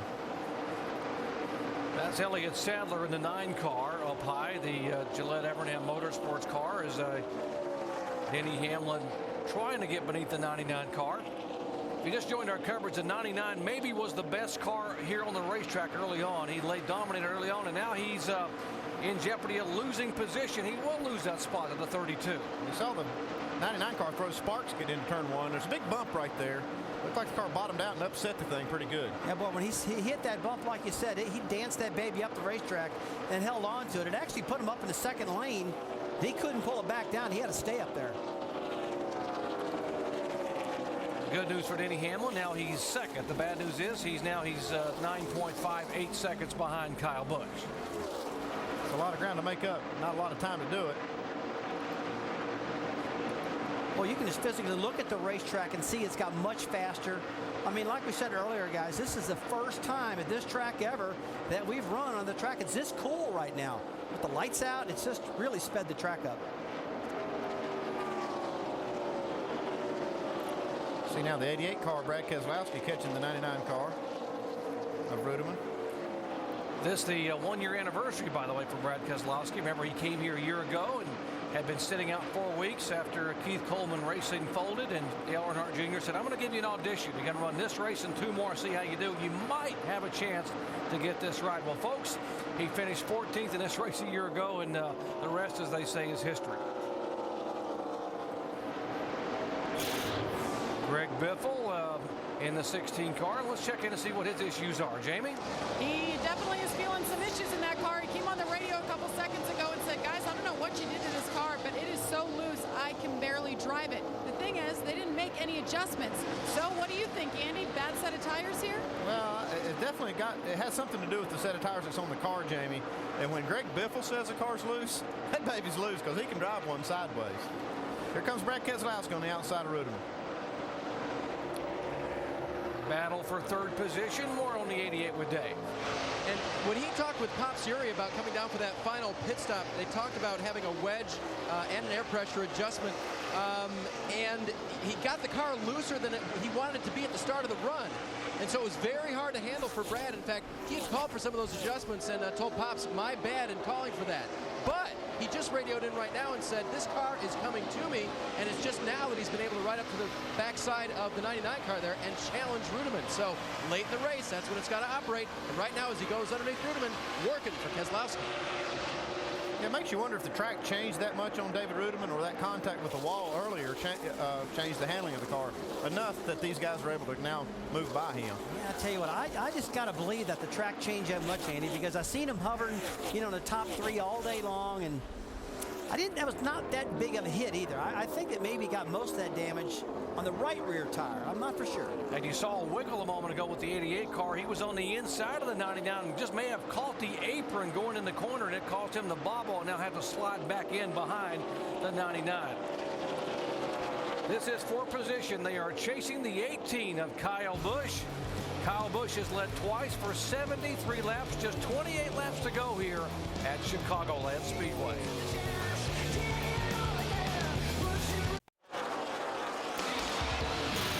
Welcome back to the Dollar General 300. And folks, next week the Nationwide Series moves south 250 miles for race number 21 in St. Louis. We actually stay in Madison, Illinois, stay in the state of Illinois, right across the river from St. Louis. 200 miles, 200 laps. There have been 8 different winners in 11 gateway races. Dale Earnhardt Jr., Kevin Harvick, and Reed Sorensen are the only drivers to win there more than once. Our coverage beginning at 9 o'clock Eastern time. Kyle Busch, the 18 car, is the leader.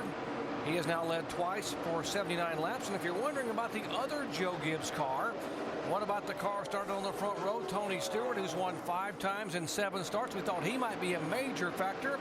Well, let's listen in to the 20 car. Yeah, the entry's fine. It's just still get down to the center and lose the nose before and when you get in the gas. It's like I got to send it way off in there and let it pivot, get me in to get me further through the corner so I can pick the gas back up. Well, I'm hearing that this is probably the first time they've missed the setup a little bit in that 20 car in a long time. But they definitely are too tight. Have not been able to compete all night long, really. And they got a little damage in the back from that initial start, but that did not hurt this car, I don't think. I don't think it hurt it either. I think, just like you said, they missed it a little bit. Now, Tony's talking about he's got to drive it deeper in the corner than he wants. He wants to get on the gas a little bit later. If he gets out of the throttle early, he picks the throttle up. He's got to power all through that corner, which really kills that front end. And so he's trying to actually trick the car a little bit the way he's throwing it at the corner. And, folks, can you throw it at the corner at 200 mile an hour? Looks like Tony Stewart's doing it.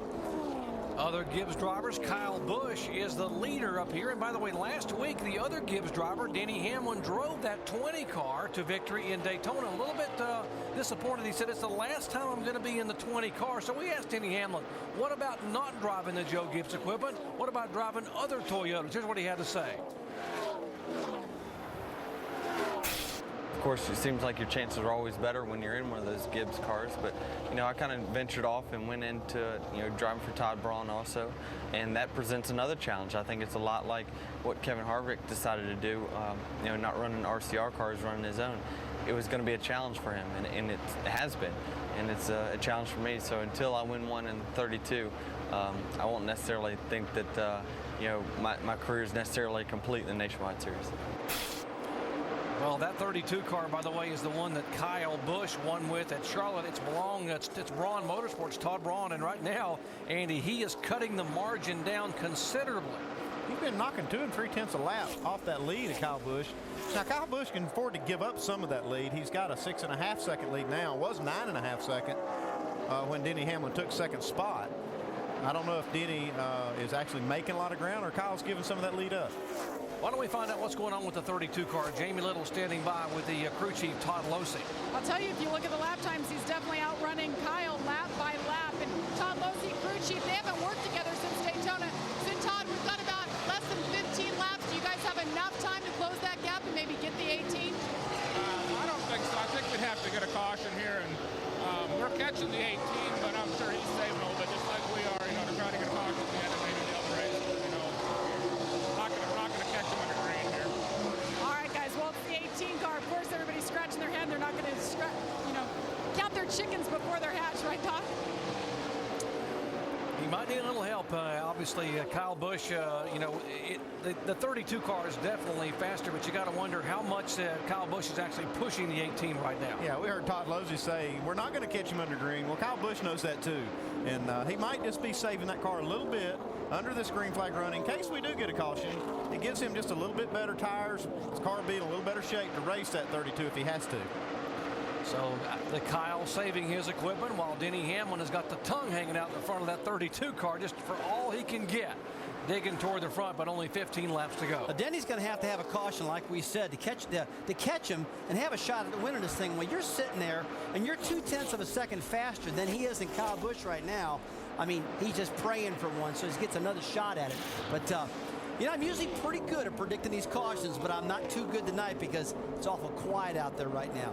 Generally, if you have a caution late in the race, cautions breed cautions. Okay, what's your prediction? We're going to have a caution before the end of the race? Oh, man, I don't know. I like exciting races, but I think these guys are going to bring it home under the green tonight. I really do. Last week at Daytona, it was Denny Hamlin who was out front, and it was Kyle Busch who played the part of the good teammate, helped push him by, helped stay behind him in the draft, and they finished 1-2 at Daytona, Hamlin and Busch. And right now, tonight, it is Busch, then Hamlin, and the margin now is under 6 seconds. It was over 10.5 some 15 laps ago.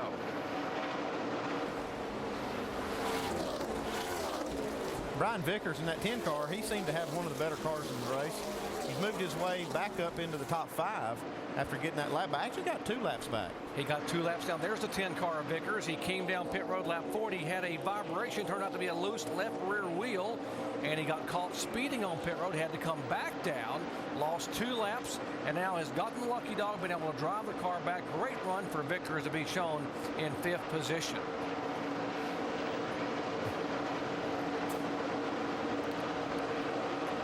Guys, I tell you what, the last time by, Kelly Byers had the fastest lap on the track. He was down in the 32-30s in that range. He's been, plus a tenth of that, minus a tenth of that. But, man, he is a couple times the fastest guy in the racetrack. Yeah, a little too late. A little too late. You're actually right. Right now. This kid has been fast tonight, man. He needs some track position, too, though. 12 laps to go. 14 cars on the lead lap. Jason Keller, the last car on the lead lap, and there's Kelly Byers. He's one of those cars being shown in 12th position. The teammate for Marcus Ambrose, Tad Geschechter's team. Andy, one thing I've been looking at tonight, you look at the attitude on this 18 car. See, it's kind of low in the back. You see a lot of cars really high in the back making downforce. This car doesn't look that way. And I just noticed Kelly Byers' car looked the same to me.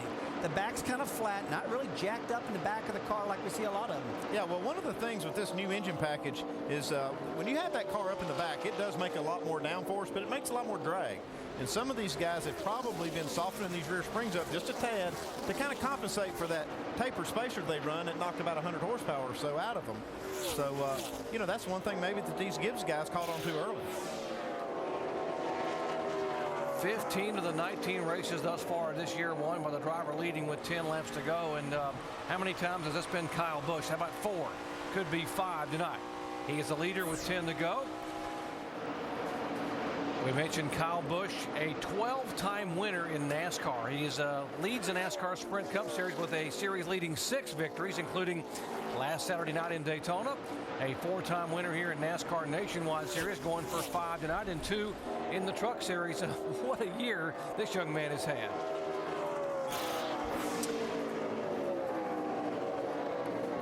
Joe Gibbs Racing, 12 wins. This would be 13th for Joe Gibbs. That would tie the record set by Richard Childress Racing last year.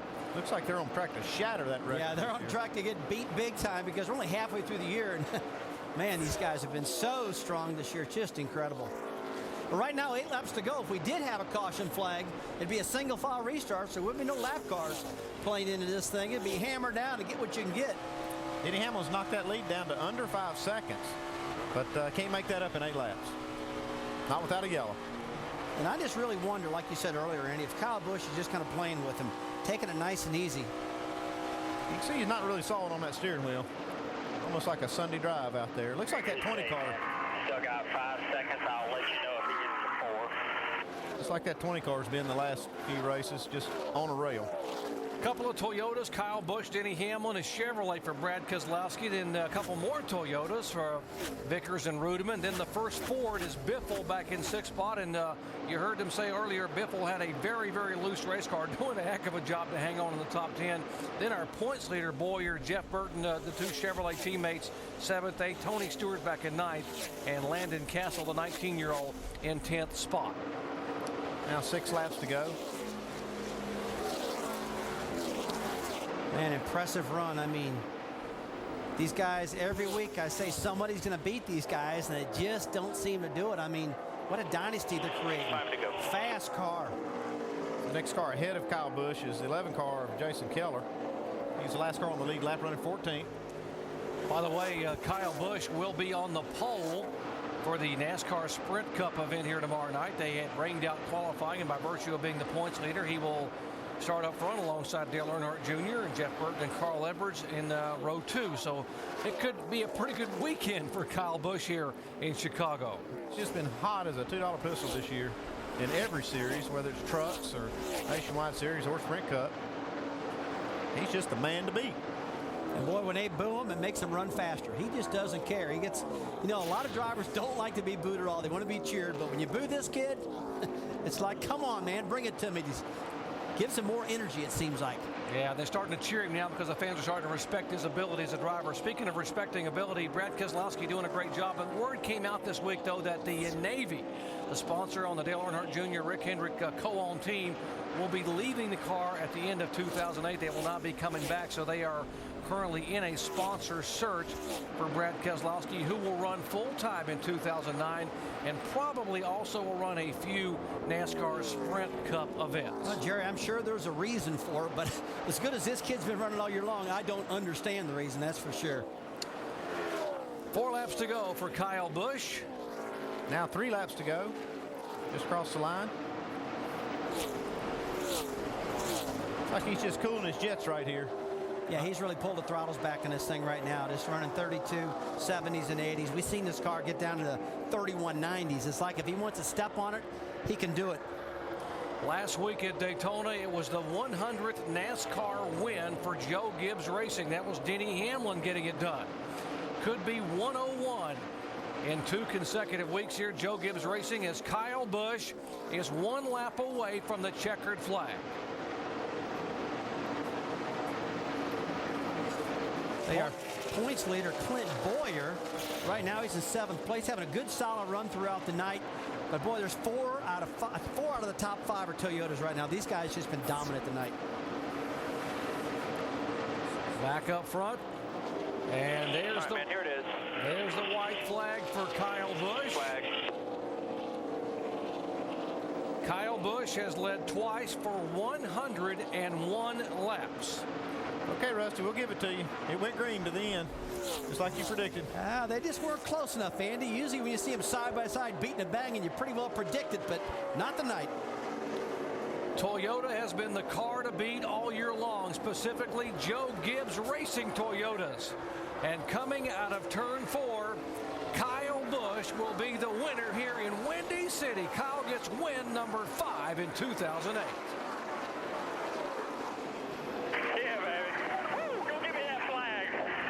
Battle for position here, 5th spot, and Reutemann Hamlin will just get it in front of the 16 car of Greg Biffle. At least he hung on for a top 5 finish. Hey, Biffle had a great run tonight, guys. He come from way back. He did a good job, too, in 6th position.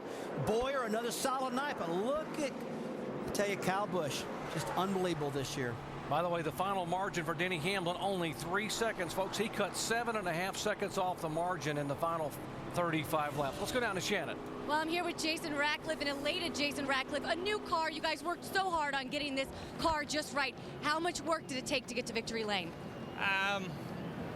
More than I wanted.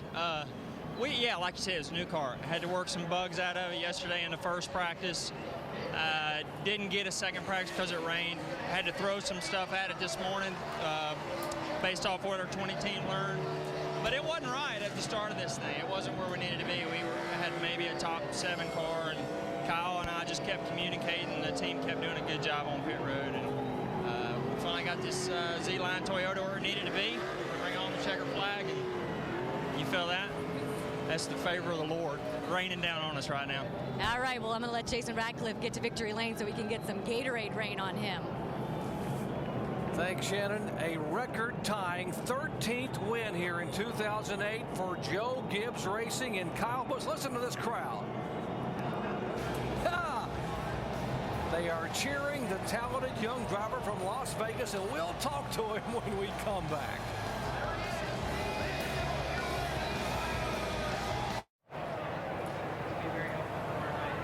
Back just nearby to the windy city of Chicago, one of the candidates for Title Town here in 2008. And tonight, Joe Gibbs Racing holds the title for dominant team in the NASCAR Nationwide Series. Kyle Busch having led twice for 101 laps. By the way, SportsCenter coming up next. Speaking of Title Town competition, I'll update you on all the sports happenings and around the world. As Kyle Busch, what a year. His 13th win in NASCAR, his 5th in the NASCAR Nationwide Series, and the first ever at Chicagoland Speedway.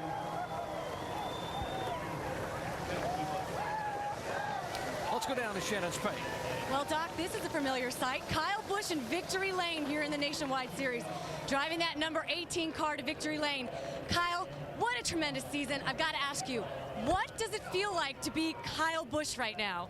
It feels really, really good, I tell you that. You know, and to be associated with Joe Gibbs Racing and Toyota, all the folks here at Z-Line Designs, and of course Office Max for being on board with us tonight. I mean, just unbelievable. I got to thank the fans that were here tonight and saw a pretty good show. You know, these Nationwide drivers drove smart tonight, and we didn't have a caution in them final, I don't know how many laps, but it was forever. So that was definitely really, really cool, and obviously a great series to be involved in. Happy to be here and happy to be in victory lane again. This is awesome.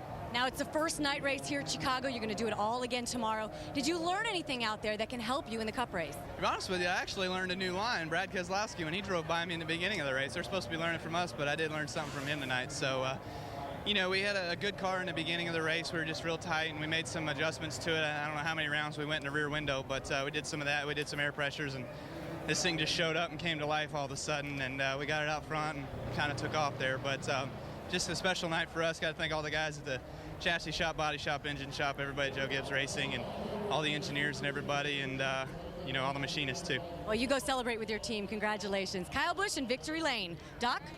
Shannon, when you do it enough, you get real good at it. Not only winning, but how about those celebratory donuts at the end of the race? Look how good Kyle is, and boy, the fans love these. Look at the smoke billowing out of the back of this Toyota Camry. He would get out, bow to the crowd, and hold it over to get that checkered flag handed to him. Kyle Busch, a winner tonight here at Chicagoland Speedway. Back with more in just a moment.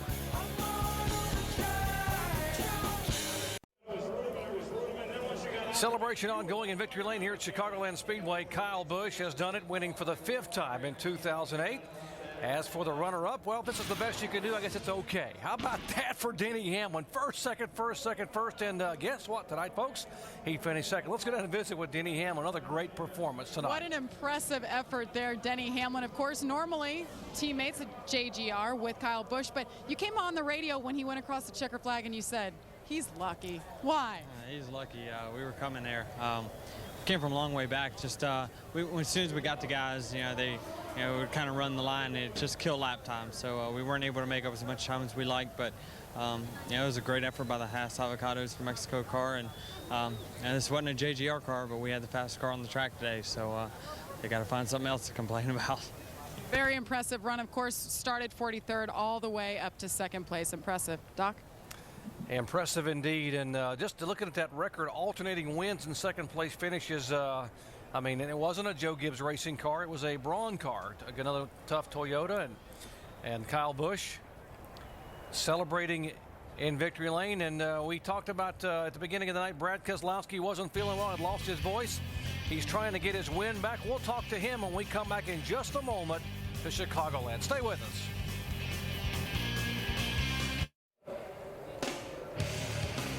Back at Chicagoland, after 20 of 35 races, Clint Bowyer remains the points leader. Brad Keselowski still in second spot, but he gained 19 points, not only 183 back. David Reutemann up a spot. Kyle Busch, by virtue of winning, comes up 2 positions. And all the way down to 10th, Jason Keller hanging on the 10th spot in the 11 car. Talking about soldiering on, a very ill Brad Keselowski hung on and was able to finish in 3rd position. He's with Dave Burns. And Doc, he spent quite a bit of time here on the wall catching his breath. He did go over and talk to his crew, check things out with them. Just listening to you on the radio and then seeing you afterwards, I know that was a tough drive with a very loose race car, Brad. Yeah, I haven't felt very good the last 2 days, and it's got a good top 3 finish, trying to get the most we can out of these points here and catch up with Clinton. That's what we needed to do. Just a real strong U.S. Navy Chevrolet, and probably had a car close to Kyle's, maybe not quite as good as Kyle's, but just a little too worn out to get it. So appreciate everybody's hard work at Junior Motorsports. Appreciate a great car they gave me. Safe to say that if you hadn't had as good a car, there wouldn't have been nearly as much motivation to stay in it and run it that hard, right? Yeah, there's no doubt about that, but this was a great car. It just was really good on the long runs, and I appreciate everyone working so hard. The G-Boys back at Junior Motorsports hung the body on this car, and it's an awesome long-run car. Just doing all we can with what we got, and appreciate everybody's hard work, and we'll keep digging. As Doc mentioned, Jamie, he's gaining in the points, so it was all worth it. It certainly was, and what a hard-fought effort by the 10 car. Brian Vickers talked about him all night, up and down, and it started off with a loose wheel and then a penalty. How did you come back 2 laps down? Really fast car. I mean, the car was just unbelievable all night. We should have won this race. It's very frustrating when you have one that good and you don't capitalize on it. You know, it was just a mistake. I mean, we don't know for sure exactly what happened, but, you know, to have a loose wheel on the first stop, it obviously wasn't torqued properly. But, and then that was my bad coming to pits. I just completely overshot it. The 29 was behind me. I was watching him, and I wanted to make sure we didn't get hit. And I was absolutely speeding. I was probably speeding by 10 miles an hour. But, you know, to come back from 2 laps down is really tough, and just really proud of the Dollar General car. Super fast all night. And we, like I said, it's frustrating because we should have won this race, but it was still a good top 5. It's been 5 years since you raced in a nationwide car here. First time racing at night. What do you think? I loved it. I thought it was a good racing service. I mean, it's you know, I mean, the fast groove is a little bit on the bottom. It favors the bottom for sure. But you can move up to the top. I mean, I think the track's really coming into its own. You know, I passed a lot of guys on the outside tonight, even moved to the 3rd groove a couple times. But, yeah, I like it. And I like it here at night. I always like racing at night, and especially in Chicago. So far, a good report card for Chicago night racing from Brian Vickers, who finished 4th. Doc? Yeah, how about the report card for Chicago? Got the Cubbies and the White Sox at the top of their divisions, and Kyle Busch on top of his car in victory lane. All those are Sports Center moments. Remember, Sports Center coming up next when we wrap up our coverage here from Chicagoland Speedway. Back in just a moment.